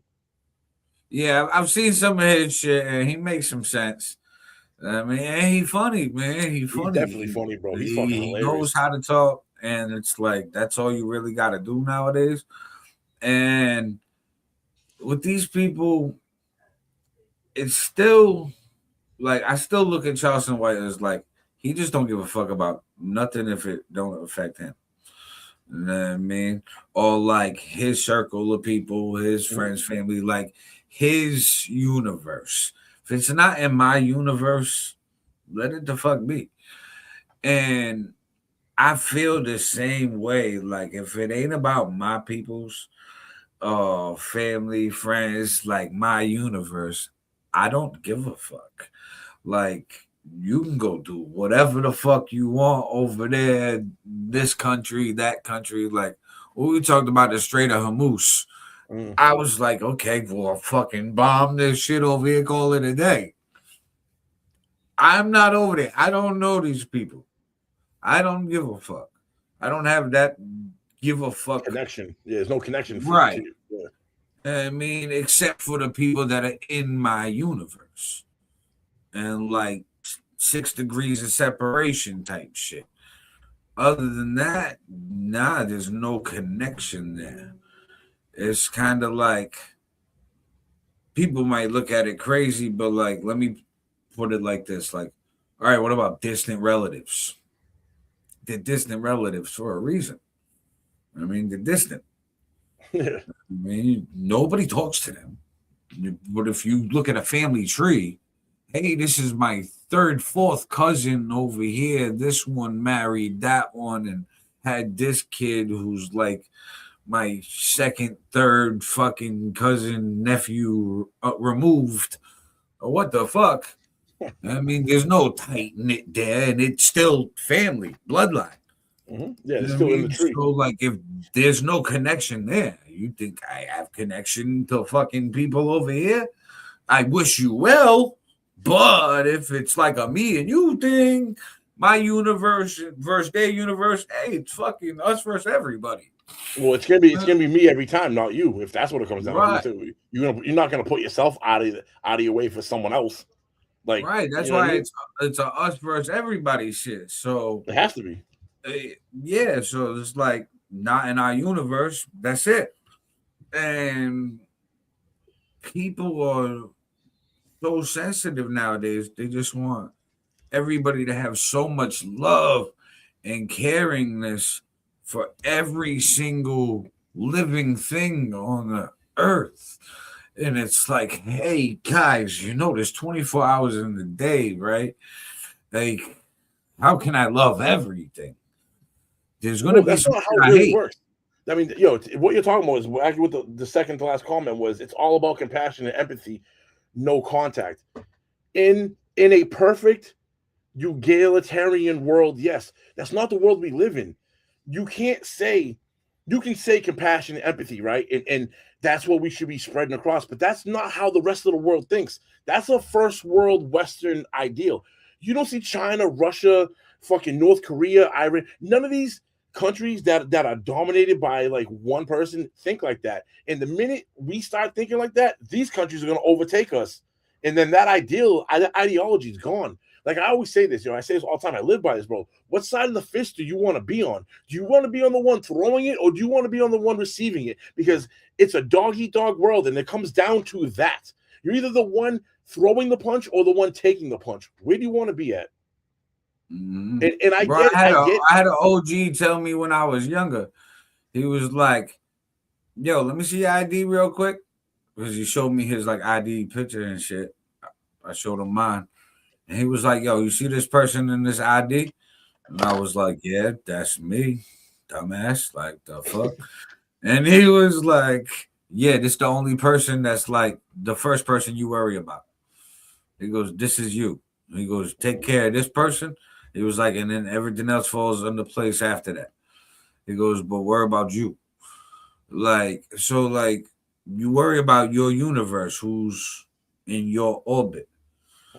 There's not enough time in the day. There's not enough energy one human can give to everybody. Like I said, I wish people well. You know what I mean? Like I hope that fucking everybody's successful out there in the world. 100% of people. But there's always I'm going to not be evil. stupid. I know reality. There's always going to be evil in the world. Losers out there. Yeah. There's always going to be evil. There's always going to be some faction of somebody that wants to take what you have. So that's why you can never get away from the fist analogy. It never goes away because you'll never get 100% of everyone in compliance for love and empathy because resources aren't spread out evenly across. And even if they were, it's in your human nature to go and take from someone else. That's how human civilization has evolved. Like they'd be like, I don't like this. This is gonna be a hot take right here. I don't like certain factions of people being like always calling certain other factions of people colonizers. Oh, you colonize this, you colonize that. How about you name me one country that hasn't colonized or taken over land or resources from someone else on every continent across the world? Yeah. At one time or another. It's what we've done. We've conquered, we've destroyed and rebuild from day one until today, and it's never going to stop. Yeah. It's life. It's life. That's why they have that whole yin yang, good and evil. That's why that's that 50-50 shit. Because that's how life is. You can live life 100, but life is still 50-50. You know what I mean? Life itself is still 50-50. And it's never going to change. Never. It's not. It doesn't matter how much empathy or how much compassion. And I'm not against this. I understand the philosophy behind it. And to a certain point, I agree. But then I look at that ideology and then apply it to the world and go, it don't make sense. Apples and oranges ain't adding up here. Like, of course, I want everybody to be fucking successful, happy, fucking rich, living life, doing their thing. But it's like, oh, okay, I woke up from my dream now, and I realized that this is real life, and that don't work. So sorry, guys, wake up. It's funny, the woke ones are the ones that's still sleeping and dreaming. That's the funny thing. The woke ones are the ones still dreaming that there's going to be this perfect world and harmony and unity and love and compassion and fucking kumbaya and hold hands and let's do a dance. Because they saw it on a movie. They seen it in the movies and it looks good in the movies and it looks good on a TV show or it looks good on a streaming service. Yeah, no shit. Right? That's a hot take. Blame Disney. Brainwashing a generation. Everything's gonna be great in the end. Don't worry about it. Everybody give hugs and high fives. We all love each other. Until another fucking person comes in and snatches it away because you weren't Oh keeping my up. God, what keeping up with it. happened? Yeah. No, I agree, bro. It's hard. It's hard to live in a world like that. Like, it's hard. It's funny. I shouldn't say it's hard. It's funny living in a world like that, because when you look at the dynamic of it, you're like, yeah, it seems like that would be the best method, and everyone to prosper and be prosperous and to move forward and to grow. But bro, there's not enough. There's not enough for everyone. And with human greed, because resources have been scarce the entire time of humanity, it's always been about who can hoard the most, gets the most, and does the best. And it's not going to change. It's not going to I look change. at it like this. Guess what? Somebody gotta clean the toilets. You know what I mean, somebody gotta work at Taco Bell. Somebody gotta work at Wendy's. Either we're all gonna fucking make great wages no matter what the work is, and it doesn't matter, or hey, low income, medium income, high income. Ta-da! Common sense. I mean, because there's these ranges of jobs, but people have like that utopia mindset, like you was discussing earlier. Bro, and then to go back to I can't whoever this person is, bro. You should come on the show, bro. I think we would have a good conversation. Men used to be held accountable. They would not stand by allowing a man to attack a woman the way they do today. Do you want to know why that's like that? And here's a hot take. Clip this. That's feminism is what happened. Because now women feel or want to be equal on every playing field across the board. Why should we put ourselves in harm's way when, if you want everything we have or that we protect and hold, handle it yourself? Because here's the other thing, and we've seen this time and time again, men will step in and then get in trouble for stepping in, deal with court for stepping in, for doing the right thing. Bro, there's so many different factions and reasons why it's in our best interest to now mind our fucking business. Mm-hmm. Now, I was having this conversation with my wife the other day. This is a real hot take. And we was driving, seen this person walking, and was unsure of the gender of this person. She was like, oh, I think that's a guy. I'm like, kind of looks like a guy. I think it might be trans. She was like, why? I'm like, because it kind of looked like a female body shape, but has facial hair and a beard. I'm like, it had like a chest area. So I'm like, what the fuck? Like, those ain't man titties. Those ain't middies. Those is titties. I was like, titties with a beard. And she goes, I don't know. You might be right. I don't know. And I said, I feel bad for this new generation that are like dating younger. They're going to have to ask for like a birth certificate. Like, what was your gender at birth? Like, what was you born? Don't lie to me. Give me that birth certificate. Not the abstract. No birth abstract, birth certificate. Hold on. I gotta respond to this, bro. She going, that's an excuse. That's not an excuse. And we're not in the 70s. And feminism started in the 60s. The first wave feminism was I'll even grant you that the first wave feminism kind of had a decent amount of points. And it's not about right and wrong. It is about right and wrong. I myself, as a man, would absolutely want to step in if I saw a man beating a woman. However, in today's day and age, if you want equal rights, then you get equal lefts with it. You can't expect the protection from a man and then say, well, we're equal. What's the benefit for a man to step in for a woman in 2026? I'll even grant you this: from 2000 forward, you're talking about the 70s. I agree with you. We don't live in the 70s no more. The society structure, the structure of society in the 70s ain't nowhere near what it is today. Not even close. It's not an excuse. It's if you want what's how I say this, if you want to be held in regard of an equal, then you need to perform like an equal, which is protect yourself, because men have to protect themselves at all times. So if you want that, you need to do the same thing. It's not an excuse. This is reality of what you're asking for, of what feminism is. Just imagine having your girl fight for you, bro. You like, hey, babe, yo, this guy was mean to me. I need you to go handle that. Yo, what the fuck?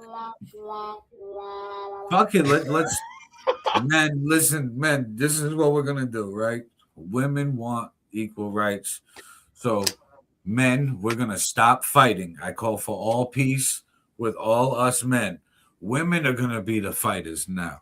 We're gonna have our fighters. We're gonna designate our women to fight each other. Yo, do you know why there's never been a matriarchy? Which, for people who don't know what a matriarchy is when the top tier people are females. Ever had a civilization that was a matriarchy that actually stood the test of time?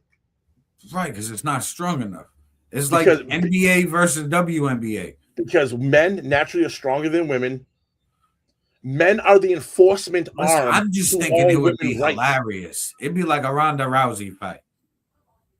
Just imagine beefing with somebody and just like pitting the fighter to fight for you guys. I mean, the Ronda Rousey, like, fuck you, bro. I want to punch you in the face, but you know what? I'm gonna send my wife to go fight your fighter, your designated woman. How many Ronda Rouseys are there? How many? Here's the problem, and you're right. Here's the problem with that, though. Is it'd be hilarious. Is you're talking about 1% of women, if even 1%. The fringe of the I'm fringe, not saying that like these women that could actually hold it down. You know what I mean? Yeah, like. But I'm just, that's why I'm saying it'd be hilarious. You'd have my god, all these women that want equality and all this other shit. But okay, go handle your own then. Oh, you can't. Huh? and double back what you're saying. Why don't women enforce their own? Women always say about the rights. She's like, if women had rights in order to not be abused. You do realize where rights come from, right? Like rights are granted by men because men are the enforcement arm behind them. If men didn't enforce women's rights, women wouldn't have any. And I'm not saying this as like I'm trying to both. This is reality. I'm sorry to tell you, but no women can enforce their own rights. You need a man. When you call the police station, you get 5 guys to come down to protect a woman, not 5 women. And how many times I've seen videos recently online where there's been 3 women cops can't take down 1 male perpetrator. We're not, as much as everyone wants the equilibrium to be equal, unfortunately, biologically, we're not. Men are superior in strength. This is why we're the real enforcement arm behind rights. Women's rights don't exist without men. Therefore, and this is a hot take, men grant women rights. We allow you to have rights because if we didn't, today, if all men said, we're taking rights away from women, honestly, what are you going to do? Honestly, what are you going to do? Nothing. There's nothing you can do. They all gonna poison us in our food. Yeah. Well, they do make delicious sandwiches. Listen. We will die by the time we are done with our meal. Okay, and then they will really take over. But so that's why we play ball. Felicity said, "Shake my head," but yo, it's the truth. Listen, we play ball because they got the super honey pot. So we give them whatever they want. That's why they get purses, they get shoes, they get everything they want. Because they got what we want. So here, you want rights, you want this, you want that. Have it. Have the world. Give me the honey pot. Now, listen, I get you. You may know karate. Right? I guarantee that karate ain't gonna mean shit when it comes down to a street fight with a man. A man is absolutely going to destroy you no matter what. We have, bone dexterity, grip strength, overall speed, lung capacity. There are so many things that men dominate women in. And I know this is like women aren't gonna like this. I don't agree. If it's fuck women's rights, then fuck men's rights too. 80% of men act like women Yeah, but that doesn't matter. That's irrelevant to the conversation. I'm on the Charleston White tip. It's fuck rights. It's fuck people. I fucking hate everybody equally. You can, but at the end of the day, if a man wants to take something from a woman, he's taking it, and a woman ain't gonna do shit about it. It's men's benevolence that allows this to thrive. Mm-hmm. Unless there's a million Ronda Rouseys versus like us, because at that point, y'all got me. Like that's what you need, but that doesn't exist. That's not. But that exactly, not statistically, no.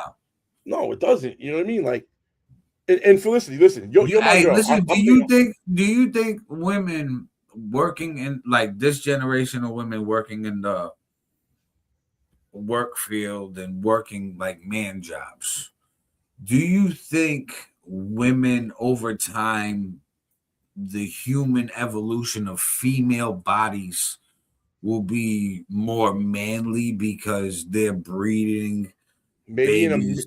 As slow as human evolution goes, maybe in a million years. And right, that's what I'm saying. Like in time, maybe, like if they stay doing, but that's if men stopped. That's if men stopped doing that, because there's such a gap right now. You would need men to stop doing that in order for them to catch up, and then make the playing field level to go forward. But men are never going to stop. So if the gap is like this, and women are going up, men are going to go up at the same rate. It's always going to be this. You know what I mean? Right. If listen, you're my homegirl. I love you. But if me and you go into a street fight, I would fucking snap you, because it doesn't matter. It doesn't matter. But listen, I'm not saying this to be an asshole. I'm being for real. I'm a guy. You're a woman. I am naturally stronger than you across the board. There's almost nothing you could do to stop me as a man. Right. I'm sorry. I'm not trying to be. That's like an adult versus a kid just holding their head. Like stop. That's what I mean. It's like, and I'm not trying to be like a tough guy, but I'm trying to be realistic with this. There's nothing. There's nothing a woman 98% of women could do to men. Yes, there's the 2% fringe on the outside. Yes, I'll grant you that. Rousey's out there, but it's not, bro. Come on, like honestly, stop with the bullshit and put all the bullshit and look at things realistically. Well, that's why men run the world. You know what I mean? And that's why women are behind the scenes. You know what I mean? Pulling the pants down and cooking the meals and making sure the men are happy. Now think about it. If a woman was smart and understood that like they hold the power, they would allow a guy to get in the position of power and then be like the government. Like, all right, my husband or boyfriend's the president, but I'm the shadow government in the background controlling him because you have the honeypot. You'd be in his ear. Bro, you just hit the fucking secret. That's the real shadow government. We think us men run the world. It's really the women with their honeypots in the background at their tea parties, spilling the tea. They're fucking crocheting. They're at their book club, their girls' nights. But they really run shit. Yeah, I agree. Yeah, there's an angle. There's an angle for it. There's an angle for it. I get it. You know what I mean? Like, and now she's talking about men pillow talk. So listen, just imagine the secrets, the world secrets, the JFK, Marilyn Monroe. Come on now. And no, Felicity, I know you're talking about stabbing, doinking people. I can't say that, doinking people. I'm not talking about I'm talking about here. Ready? You strip a man naked. You strip a woman naked. Head-to-head combat. 99.9999 across the board percent of the time, men's gonna win. There's nothing. It's biological, bro. This is how we're built. We're designed.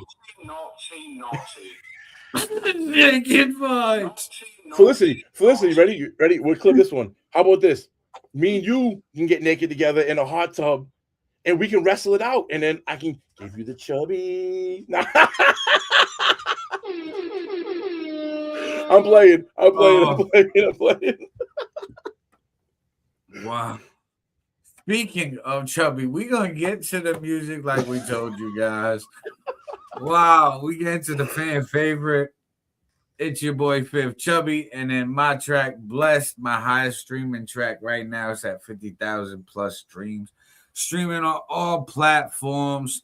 It's off the Midnight Prophet EP that's got over 125,000 streams and counting. Run that shit the fuck up. Yeah, and got the Hazy Days EP dropping midnight tonight. So if you catching this live, you know what I mean, go stream that shit. Hell yeah. And run it up. And yeah, man, I'm too high for the shit that we're talking about. This is heavy. I fucking went to Aura today. Shout out Aura Dispensary. And is that the one on Airport Road? Yes. Bro, got some LA Kush cake. Ooh. Nice fire. And it's a good batch. I was like, okay, you did it right this time. Like the last batch of the Kush cake was like mid. This shit, I was like, okay, y'all got some top shelf today. Hell yeah. I mean, so that always tastes good, bro. That's got that danky taste. Yeah, and it's like the fluffiness to it. I like it, the real earthy, fluffy, natural taste. Bro, I be smoking on them Jetas, the grams or the half grams or the 2 that got the keef on the outside and the still on the inside. Bro, Acapulco Gold. I be smoking in the studio. Anyone would walk in there and be like, dude, did the cat piss in your room? Every time, bro, they call the cat piss one. But it's the reason why I say that is because it's got that danky, that earth. Like you hit it, bro. You're like, bro, I smoked with my brother-in-law yesterday, right? And when I go over there, bro, he likes to break out the top shelf weed. Like he knows I'm a smoker, and he try to like outsmoke me every time we link up. And like he gets some fire. Don't get me wrong. Is it dispensary? Right. Dispensary bud? Yeah. But he'll get he goes over to Greener Leaf.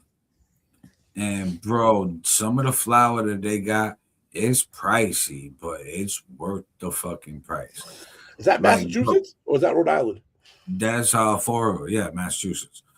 Right off the Ave. It's on the Ave. So bro, they had some shit. It was like 60-something%. I seen the jar flour. Flour? Rolling 60. Yeah, it was keef. Then it had like diamonds. That shit was like white, bro. It was like it looked like it was glowing. Shit looked like moon rocks, right? Like yeah. Well, yeah, it didn't have like the concentrate in the middle, like the goo of a moon rock. But yeah, we burn moon rocks, me and him. But bro, the diamond shit with all the other shit added, bro, that shit. Listen, I got a bad sense of smell, right? Fucking, I walk across the table, I get like a foot, 2 feet away from him. He got the shit in his pocket. I'm like, oh shit, I can smell that. Ooh. I was like, oh, normally I gotta like open the bag or the jar and smell that shit. Like, nah, I smell that shit feet away. I was like, oh, this is gonna be a good one. He was like, yeah, this is top shelf. I was like, hell yeah. So yeah, but Hazy Days EP, all platforms midnight. Tonight. It's a smoking vibe. Got Bone Thugs and Harmony sample on that one. A classic weed song. Yeah. Higher, baby. The weed can get no better. No better. Bro, I remember being younger smoking. One of my boys was singing that shit one time. Bro, he sang the fuck out of that shit like it was Bone Thugs, but like totally off key. High as fuck. But he was feeling himself at that moment, right? So I was like, yeah, bro, do your thing. Like, bro, hilarious. But had to get that sample, got that shit cleared. You know what I mean? That was actually a single I released a few weeks ago doing numbers. So that's at 10,000 plus streams. So that and the pre-saves, and the way that's moving, I can predict at least 50K plus midnight. First week. I mean, first day. First day, yeah. First hour. I mean, that's our first hour. Like first minute, that shit gonna be 50K plus right off rip. I will be doing an extended edition on 7/10, July 10th. And does that date hold some kind of significance? Why July? Why July 10th? I love that you asked that. That's Oil Day. Yeah. 7/10 in the smoking community has been crowned the 420 for concentrate and oils. No So shit. if you look at 710, flip it, it's oil. It says oil. Oh shit. Yo, I gotta give that.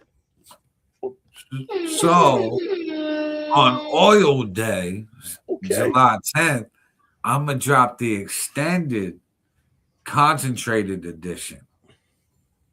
So the concentrated edition of Hazy Days, I mean, still gonna be a smoking vibe, follow the same thing, but it's gonna be a few bonus tracks that I got in the cut right now that fit the vibe, and I'm more concentrated to curating the rest of this EP.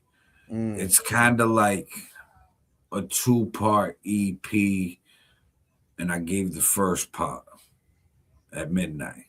Gotcha. So it's gonna come together. It's like two stones, right? And you get one then and one then. When you put it together, you get the whole picture. You get the whole vibe out of it. Like you smoke flower or concentrate. Yeah. I mean?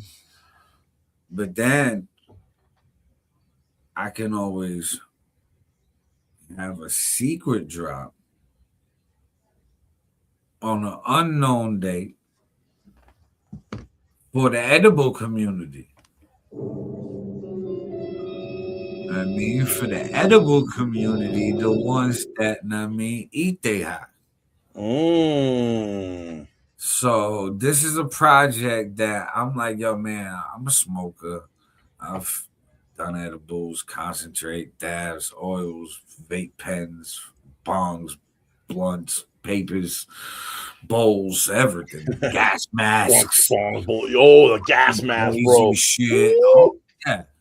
I mean, water bongs, gravity bongs, like normal bongs, like homemade soda bottle bongs, like dumb shit. So I'm like, yeah, this is a whole vibe. I wanted, because I was going through my songs and I got a couple smoking songs, like chopping up a tree and shit. And it was like, bro, I want something I could just ride out and just vibe a whole smoking project to.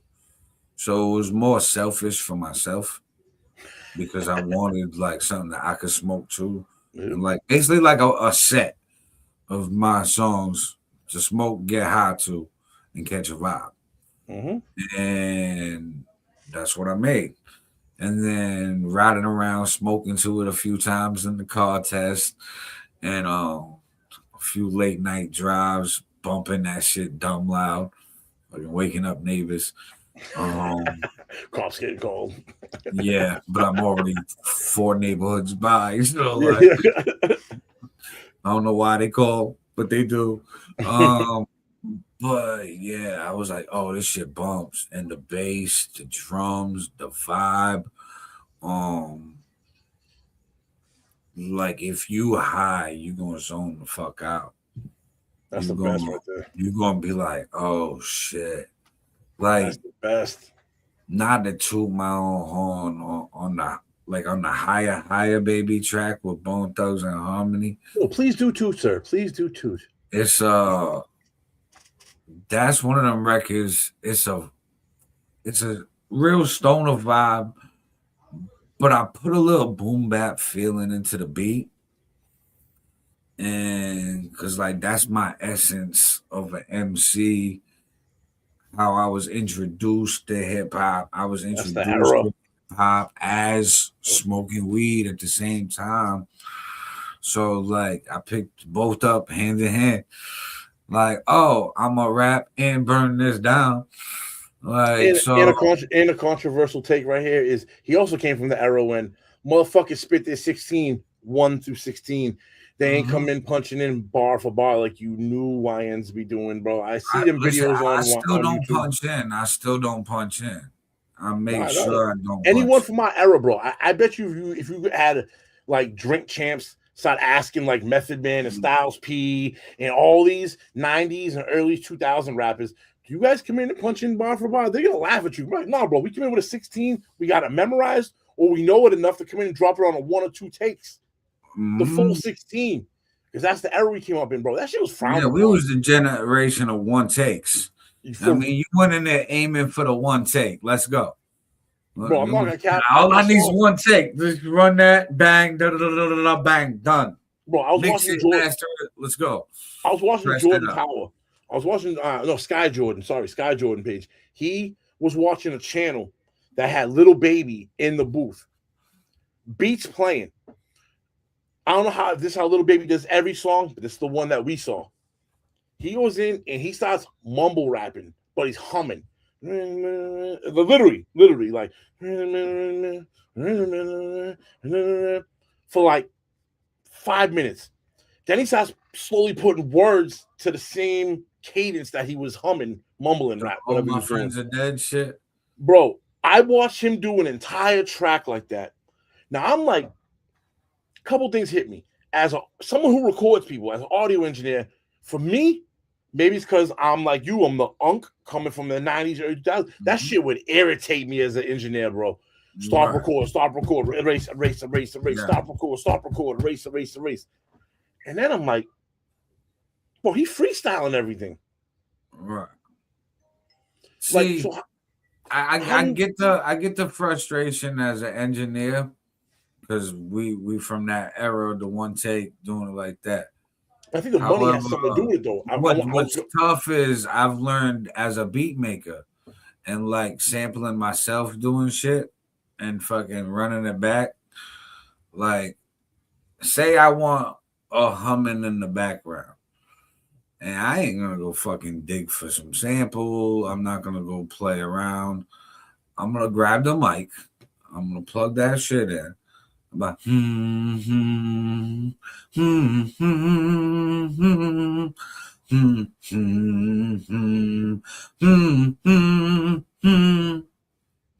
done. I'm gonna play with the effects. I'm gonna fix it up.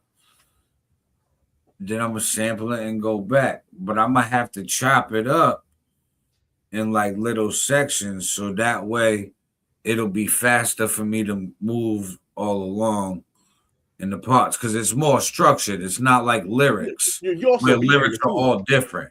But you also have you're the beat maker, so you'll put yourself back in the recording shoes. And I think the difference between why we got used to spitting is I think it goes back to money. The reason why we got used to spitting a full 16 versus these guys is because in the 90s and early 2000s, bro, getting studio time for hip-hop music was hard on its own. And then the amount of money it cost, the budgets weren't what they are. Hip-hop's in its infancy, right? So the amount of money allocated to a project was a tenth of what these guys, a fifth, 3% of what these guys are getting for budgets now. So when they like, yo, they advanced me $700 million for my next thing, he has the ability to go blow 4 hours on one track or 6 hours on one song, where those 4 to 6 hours in the late 90s, early 2000s was like, bro, I got to bang out 4 songs. Bro, I remember I was 14, first time I ever stepped in a recording studio, paid for studio time. It was like a few $100s for like a 4 or 5 hour block. And you needed to know your shit. Bro, banged out mad shit. Had like 3 CDs from that shit. It just artists nowadays, they might still be on the same record. That's bro. Yes. It's like, bro, get that shit done, over with, on to the next. Know your shit before you step in the booth. Don't step in the booth, waste time. Fucking, we ain't got all day. Time is fucking money. You want to spend this money and pay for it? Great. You think laziness? Fuck out me, but I'm gonna get the bag. You think laziness plays into this now, where you have artists that aren't prepared like we were back in the day to go into the booth, where they're like, I'm just gonna go in and wing it. They don't I even think they're about looking the at the song. booth more as a creative space than it ever was. Ooh, We looked at the booth as the finish line.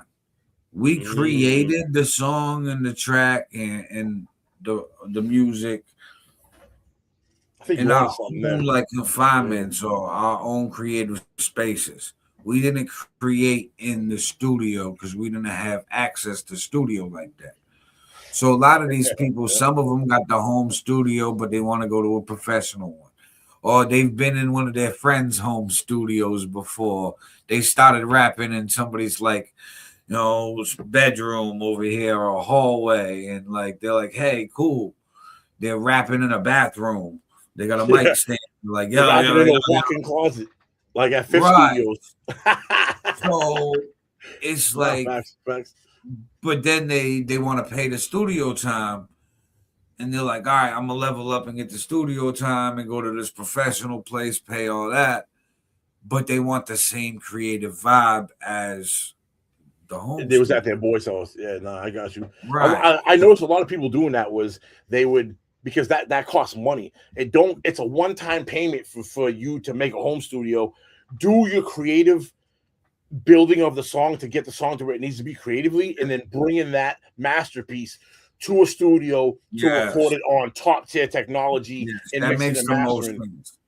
Yeah, and financially and creatively, you create it in your own space, save everybody's time, save your own money, and then get the finished product done professionally.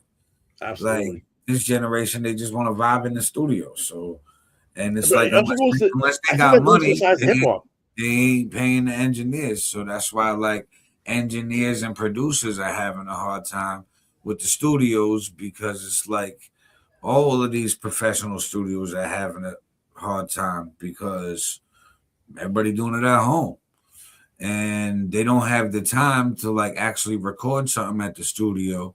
So in their heads, they're now the consumer, and in their heads, they're like, oh, the studio ain't worth X amount of time in an hour because I can't even finish my song.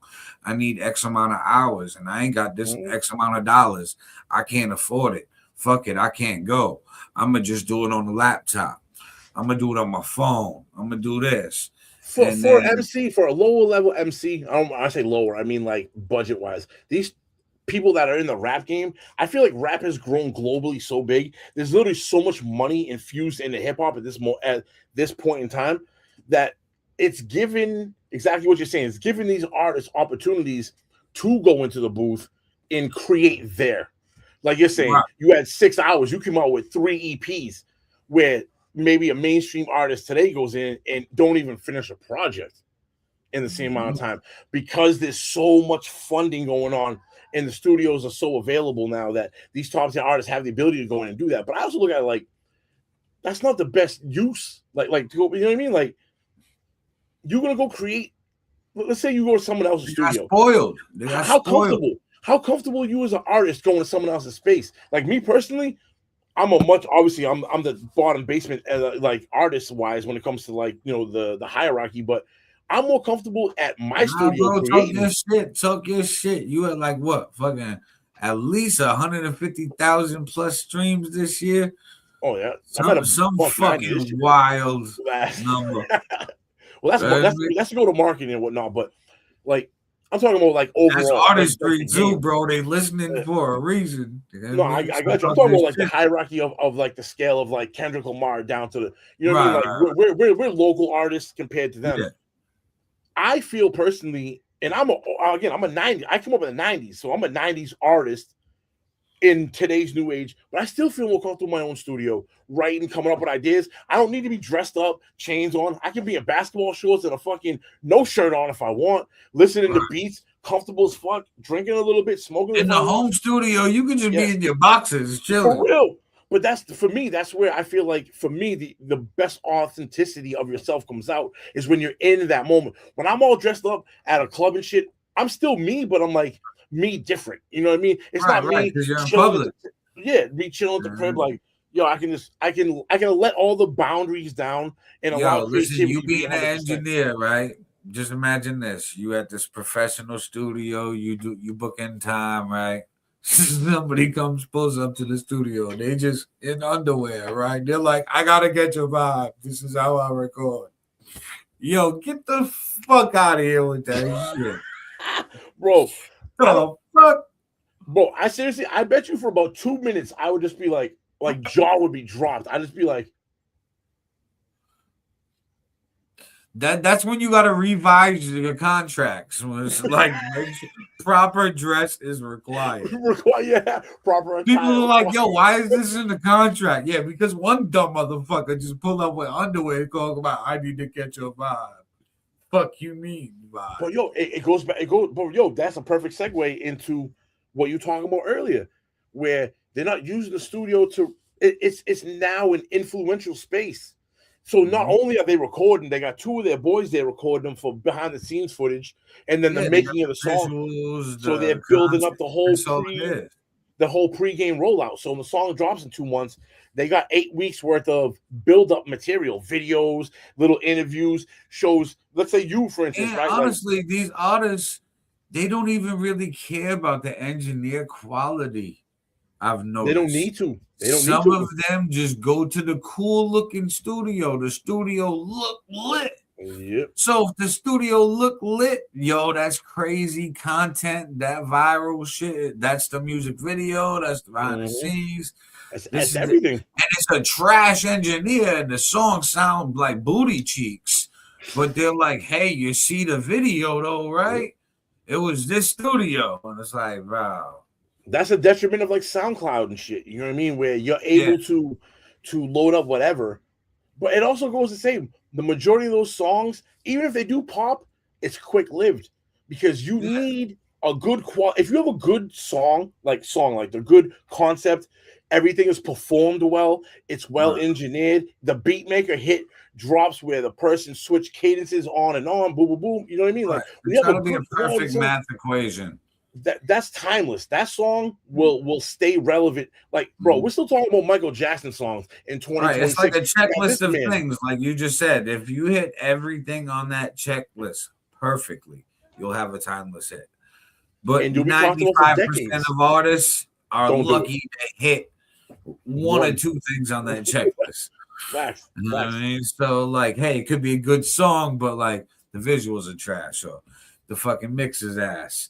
Okay, this and that. So like, and you can see the truth behind this when you have songs like people like Prince and Michael Jackson who have done music in the 60s, 70s, and even electronic music in the 80s, still being replayed today in 2026. Well, listen, I'm starting to think that bad music is starting to become popular because I was listening to the new French Montana Max B and Rick Ross Mix in Miami track. This is a new drop? This is new? Yeah, it's a couple weeks old at this point. But yeah, Rick Ross, French Montana, Max B. Bro, French and Rick Ross, their vocals are so clear, clean, perfect, okay? Max B on the hook and got a verse. It sounds like he's recorded on the jail call. Like, I'm like, bro. You know that's I'm like, I think he's keeping his sound from his mixtape days where, like, yeah, listen, I'm not touching my sound. This is what people like from me. They know this from me. Let me push it. But I unpolished. think now the effect it's going to have on the music industry itself is that type of mixing is okay. You can mix however you want because, hey, this one's mix was ass, but it was fucking on the Billboard records. Yeah. And you know what else is exactly what you're saying? AI mixing vocals and tracks because they're not at a level yet. It will be not currently at the level of you bring your track to Dr. Dre to mix and master it down, or his team. You know what I mean? Or Timbaland's team, or Swiss Beats. They're not there yet, but you're absolutely damn, bro. Yeah, you're absolutely right because with what you're saying, plus the AI people that use AI to do that, music's going out and Billboard and charting. Bro, did you see the video, the reel I posted the other day of the robotic engineer? So they had a huge soundboard and they got this robot like arms that are doing all the fucking mixing on the knob board. turning and involved everything. I watched that shit and I said, oh, okay. Damn. Then I instantly thought, I'm like, yo, of the names you just mentioned, right? I'm like, if I'm Dr. Dre, right? And I'm known for my engineering. What's to say he don't buy one of them and program his like presets and his plugins and like what he would do in certain scenarios Like, hey, if it's this type of song, I do this. If it's that type of song, I do this. Like, code it and program it. And now the robot just does all the work. He don't even got a team anymore. It's just programmed to his settings. You can do that. The problem with that is like I say this about people who use like kind of what you're saying, where they'll be like, I'm going to use the same preset on every vocal on every song. They're never. It's a snowflake. Your music is a snowflake. There's no two songs you'll ever spin the knob to this attack and this release on the compressor and EQ your voice this way to achieve this. Every track's a snowflake, so it's very independent. And yes, you can, as a broad scope, be like Dr. Dre, come in and program the robot, and you will get close to a sound, but you'll never. Yeah, you'll get the normal presets, but you won't get like what he would do in that moment for this exact song. Exactly. That I guess you call it the human element, the ear. You know what I mean? Like the individuality of the ear and learning and knowing how to spin it. You know what I mean? Like that. Because I feel like the human mind's too unpredictable still. Yes. But I think once the AI algorithm does learn the neural sentencing of the AI brain, of the human brain, the AI brain mimics it. It'll need to invent ideas. We're gonna get there. I just see like the roots of it. It would need to. AI needs to get to a point where instead of a human telling it what it needs to do, it needs to be able to pull from all these experiences and then be able to come up with its own independent idea for said situation. Well, right now I feel like it's still in the information. That's what I mean. Right now it's still collecting data. So if I'm the AI manufacturers and people for the robots, I'm like, all right, I still need to know real life scenarios where I program it to do this and that and see how it works. Obviously, trial and error, I got to know what I got to fix. And then I put all of that information that I learned in all of this trial and error in this study that was like a real life study into updates and rinse and repeat until eventually like it's programmed enough. It's going to be like 10, 15 years of constant updates. Like, until it's able to look at the Wendy's drive-thru. The fucking AI Wendy's drive-thru. Yo, it's gotten better. It's gotten better though. Listen, when I first started going to the fucking Wendy's drive-thru, I get cheese sauce with my chicken nuggets, right? So I'm like, cheese sauce. They're like, nothing. They want to give me other sauces. I'm like, cheese sauce, nothing. Now I'm like, cheese sauce, bang. How many? This and that, da da da. I'm like, oh, they updated it. I'm like, now it's processing like that's an order. And then if you read at the bottom of the screen on your menu in the Wendy's drive-thru, it says that you're giving permission for the AI company in the drive-thru to use your voice in recording to program the AI. So that's going to utilize everybody's voice, everybody's dialect, how they pronounce shit, slang, how people really talk, the human aspect of society. Where somebody's drunk as shit and be like, yeah, I need 2 fries, I need 4 burgers, and but they know it's you. Nuggets. You have a profile. You got a profile in one of these fucking data centers. They got 4,400 of them in America right now. Right, because now it's attached to your card that you just paid for. Or the corporate thing too. You could maybe each corporation purchases a certain amount of space, and they have profiles. What's that? Wendy's, right? Owns X amount of fucking exabytes. They know Aaron's voice and name is Aaron All Niter on his card or whatever. You know what I mean? And every time you go to a Wendy's now, it just taps your profile, recognizes your voice, and this is all instantaneously, by the way. Yeah. And it knows your pre-orders, and when you start ordering something, it kind of knows predictively where you're going with, bro. That's wild, bro. Well, that's all of this shit's for. It's for predictability. That's that way us humans want convenience. That's why we're making this shit, because we want everything faster, more convenient. We always have, ever since we were fucking created. However way we were created, that's the way we've been. We always never asked the question at what cost, though. What is the cost of that? If there's always been a crazy cost. Look at the man who created the wheel. And then the wheel turned into the cart, and then the cart turned into the car. There was always a cost at everything. You know what I mean? The cart, you know what I mean? Guess what? The animals that were dragging the cart, the wood, you were cutting down trees, you were cutting down shelter and all this other shit. And now the burning of wood, energy, all that.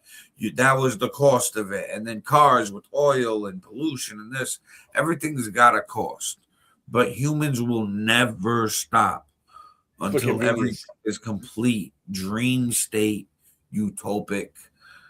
I'm in a fantasy world, and I can. Everything's so easy to do. Because we're gonna try to figure out ways to do everything faster, better, easier. We're willing to give ourselves to this for the act of convenience, bro. And like I was saying, yo, at there's a detriment to that.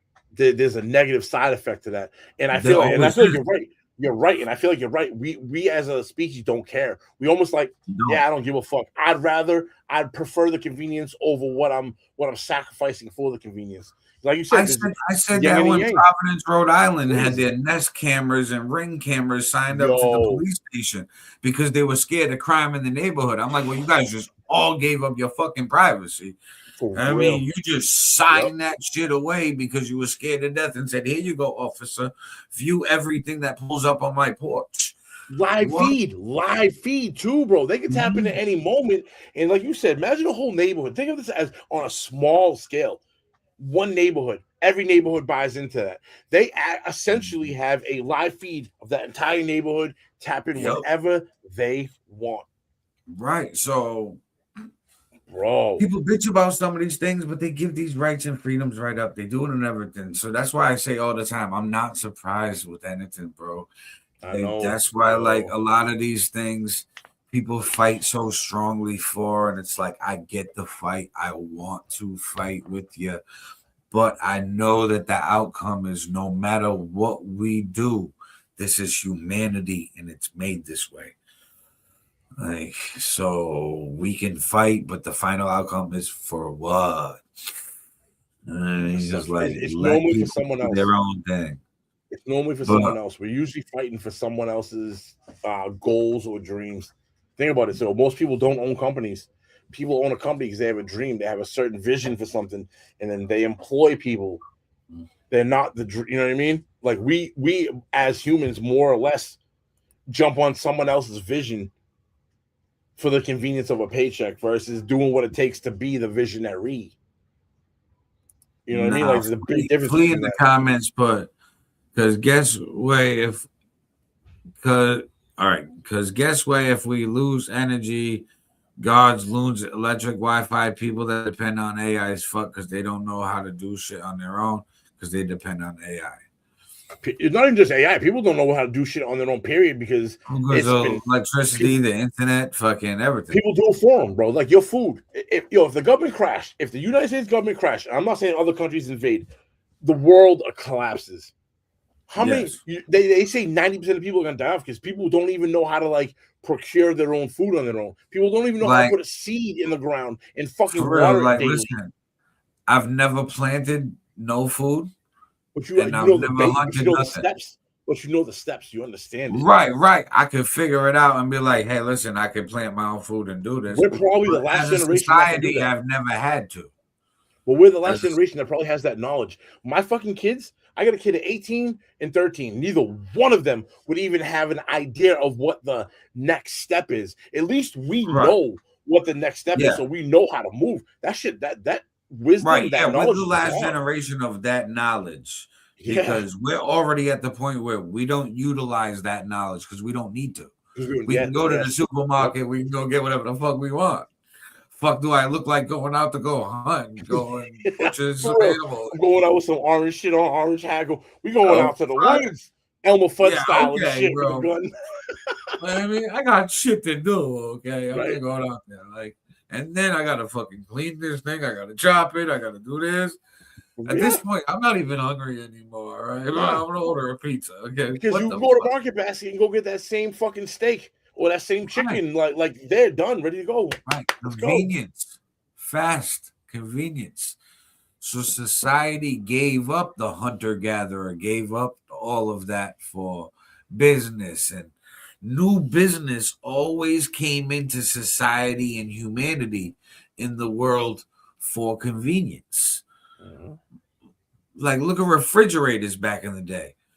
We used to have ice boxes, and the reason why we have a freezer is because of Bird's Eye frozen foods. They started pushing the freezer to help their fucking food. Bro, what they do before Make the it last refrigerator?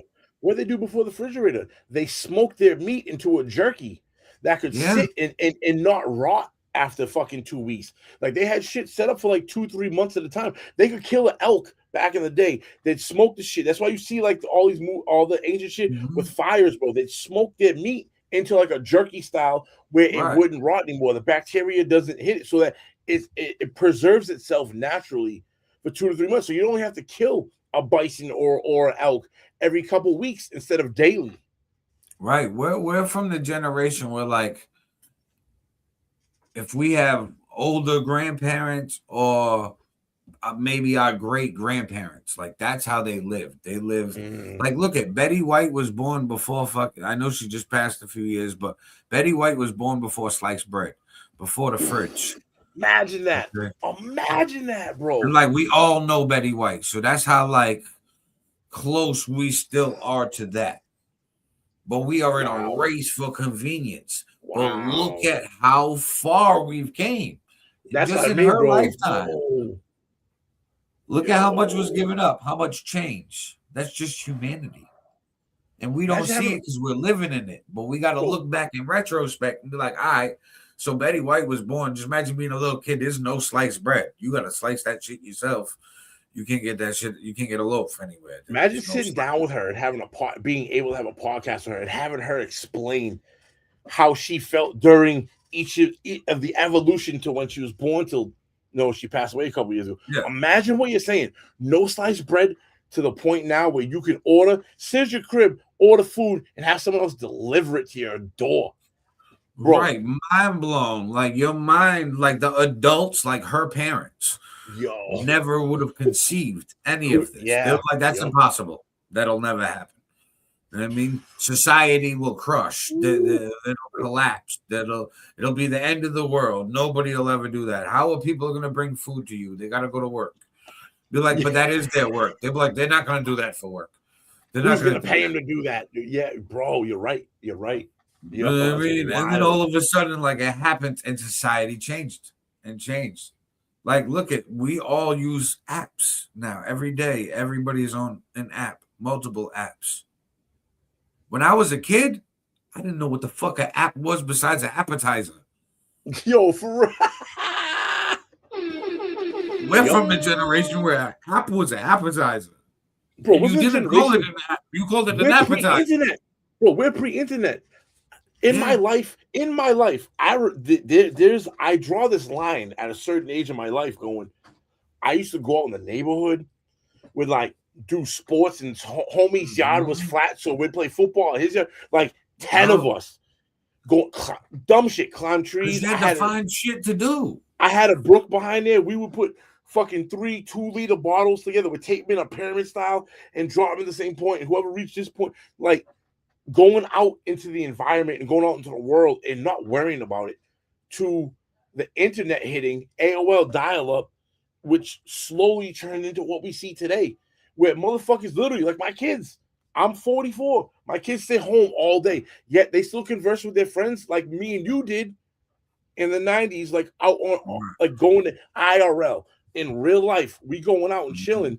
These motherfuckers chill in their rooms, don't have to do nothing. But it's the same. Right. They're getting the same like companionship. They're getting the same camaraderie. Feelings, Yo, it's wild, bro. Like in our lifetime, in me and you's lifetime, there's a line that's like pre-internet taking over and I remember riding my bike to my friend's house. Riding bikes, bro. Just for him not to be home. Just to be like, damn, he not home right now. I gotta ride my bike all the way across the city back home. The fuck? That's how it was. I mean, it wasn't the cell phone. It wasn't like call. Or a landline. a landline. Yo, so and so home, or you call the number, it'd be like, meaning they're on the phone. They can't even accept the call. Yeah.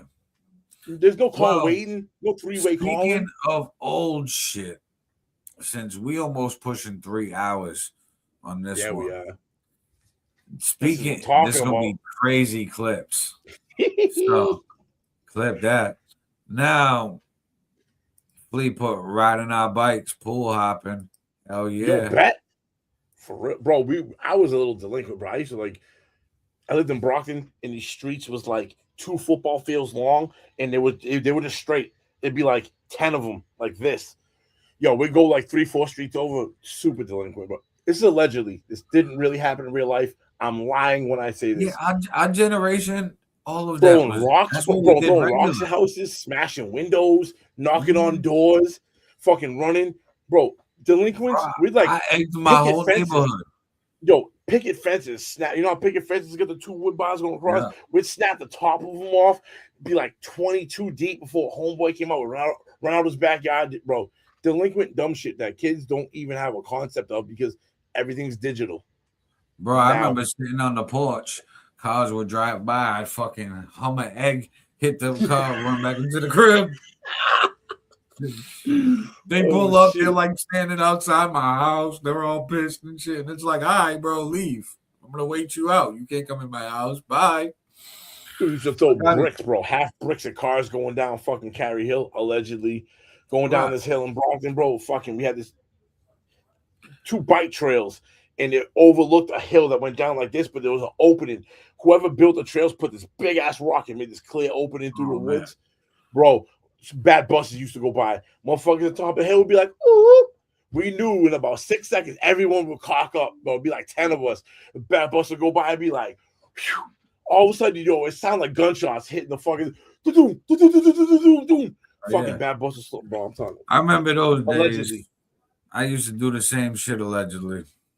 Now, we gonna get to the music. We gotta stream us on all platforms. So, ladies and gentlemen, it's your boy FiF, Chubby, my track Blessed off Midnight Prophet. And go run up the new EP that's dropping midnight. And tonight. Before we get into the music, the last thing I want to say, I know we've been holding up the music, but listen, May 21st. The throwback Thursday of the year. Don't want to miss it. Check this out. We'll talk about it. You don't have to call like in my diss like Usher. I just found my tempo like on DJ Mustard. I hit that Ginobili with my left hand on like woo. Lobster and saline for all my babies that are niche. Chicken finger fresh right from them hoes that wanna dip. Jumpin', them boys up to something. I think I need some Robitussin. Ain't too many questions, you must think I trust you. You searching for answers, I do not know nothing.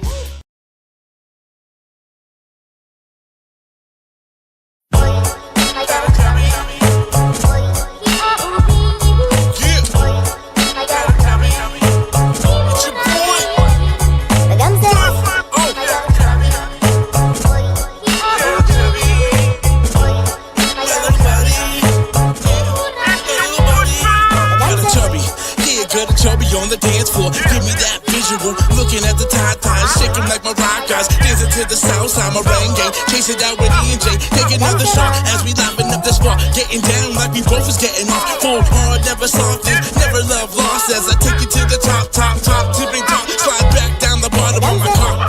Sex game official, make the yaya whistle. More than 2 fistfuls, slob, choke, all up on my dick.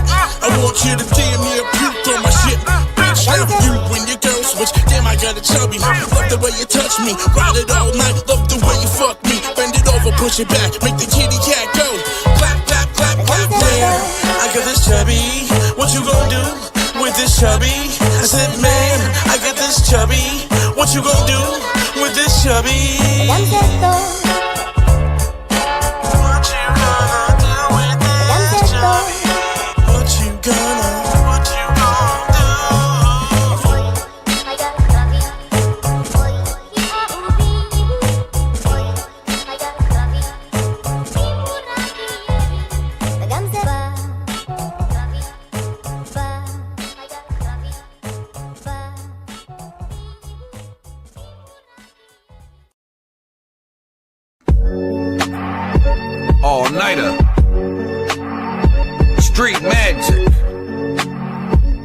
Yeah. Blessed, cause I got food on my plate. Blessed, assigned to rep 508. Blessed, cause I bypassed all the snakes. Blessed, cause I got keys to the gate. Blessed, cause I got food on my plate. Blessed, assigned to rep 508. Blessed, cause I bypassed all the snakes. Blessed, cause I got keys to the gate. No gatekeepers round me. OGs handing me keys proudly. Keyring like a janitor. Pics from the camera. Fixture in the house of hip hop like a banister. They hate that I'm him. No breaks, I was blessed to win. The test is in. All Niter A+. I'm in a good mood, but I don't play much. Hear them talk, but they don't say much. Promoters everywhere, and I pay up. The buzz been bubbling. I'ma talk my talk, cause I've been humbling. I ain't stepping out for free just to see me. Now you paying a fee, and that's facts. Blessed, cause I got food on my plate. Blessed, assigned to rep 508. Blessed, cause I bypassed all the snakes. Blessed, cause I got keys to the gate.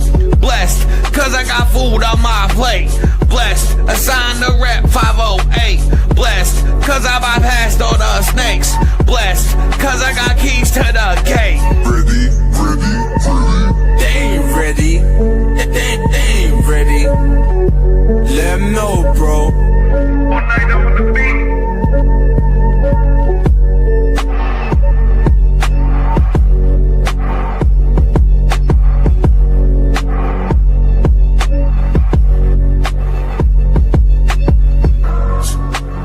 You don't have to call, I hit my dance like Usher. Woo. I just found my tempo like on DJ Mustard. Woo. I hit that Ginobili with my left hand on like woo. Lobster and saline for all my babies that are niche.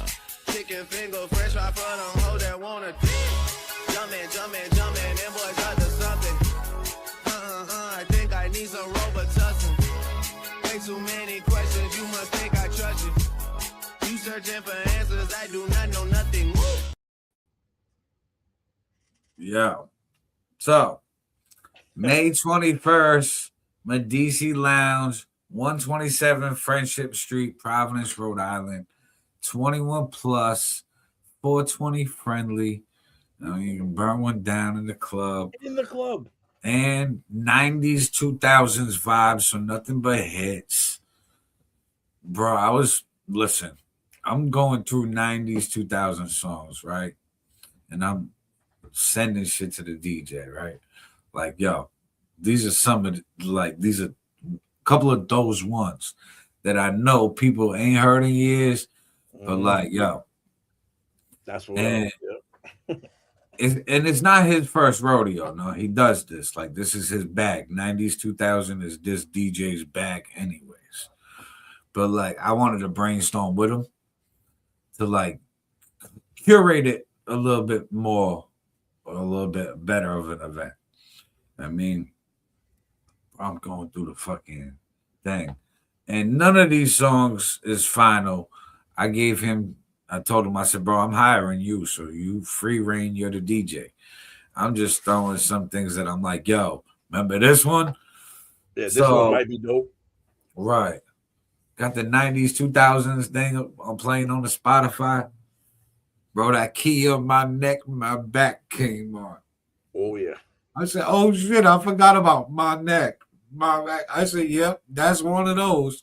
And then right after that, that dong, dong, dong, dong. I like it when you really go. Da-da. I said, oh, shit. I'm like, that's another one. Then the next song right after that, Cash Money coming in for the 99 2000. Girl, you want I said, bang, done. She going crazy. Done, ridiculous. And it's ladies free before 11. It's $15. I mean, listen, capacity is 560 at a venue. Drinks are going to be flowing. The caliber of people are going to be people in the building. It's $100,000 sound system. The sound system in this venue is amazing. Huge dance floor. There's VIPs available, multiple VIPs, Bottle bottle service. selections. Yeah. And I mean, you get the full bottle service, the sparklers, the sign, the whole nine.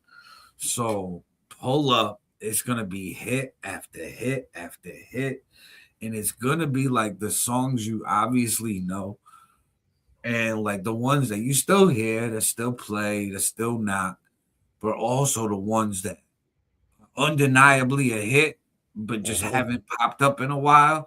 And you're like, oh shit, I remember this one. Bro, like, I know right now this ain't in my rotation, but Paramount Simon Says, wake the fuck up. You know what I mean? Simon Says, throw fucking my MOP and he up. Oh my god. Or the remix with Busta.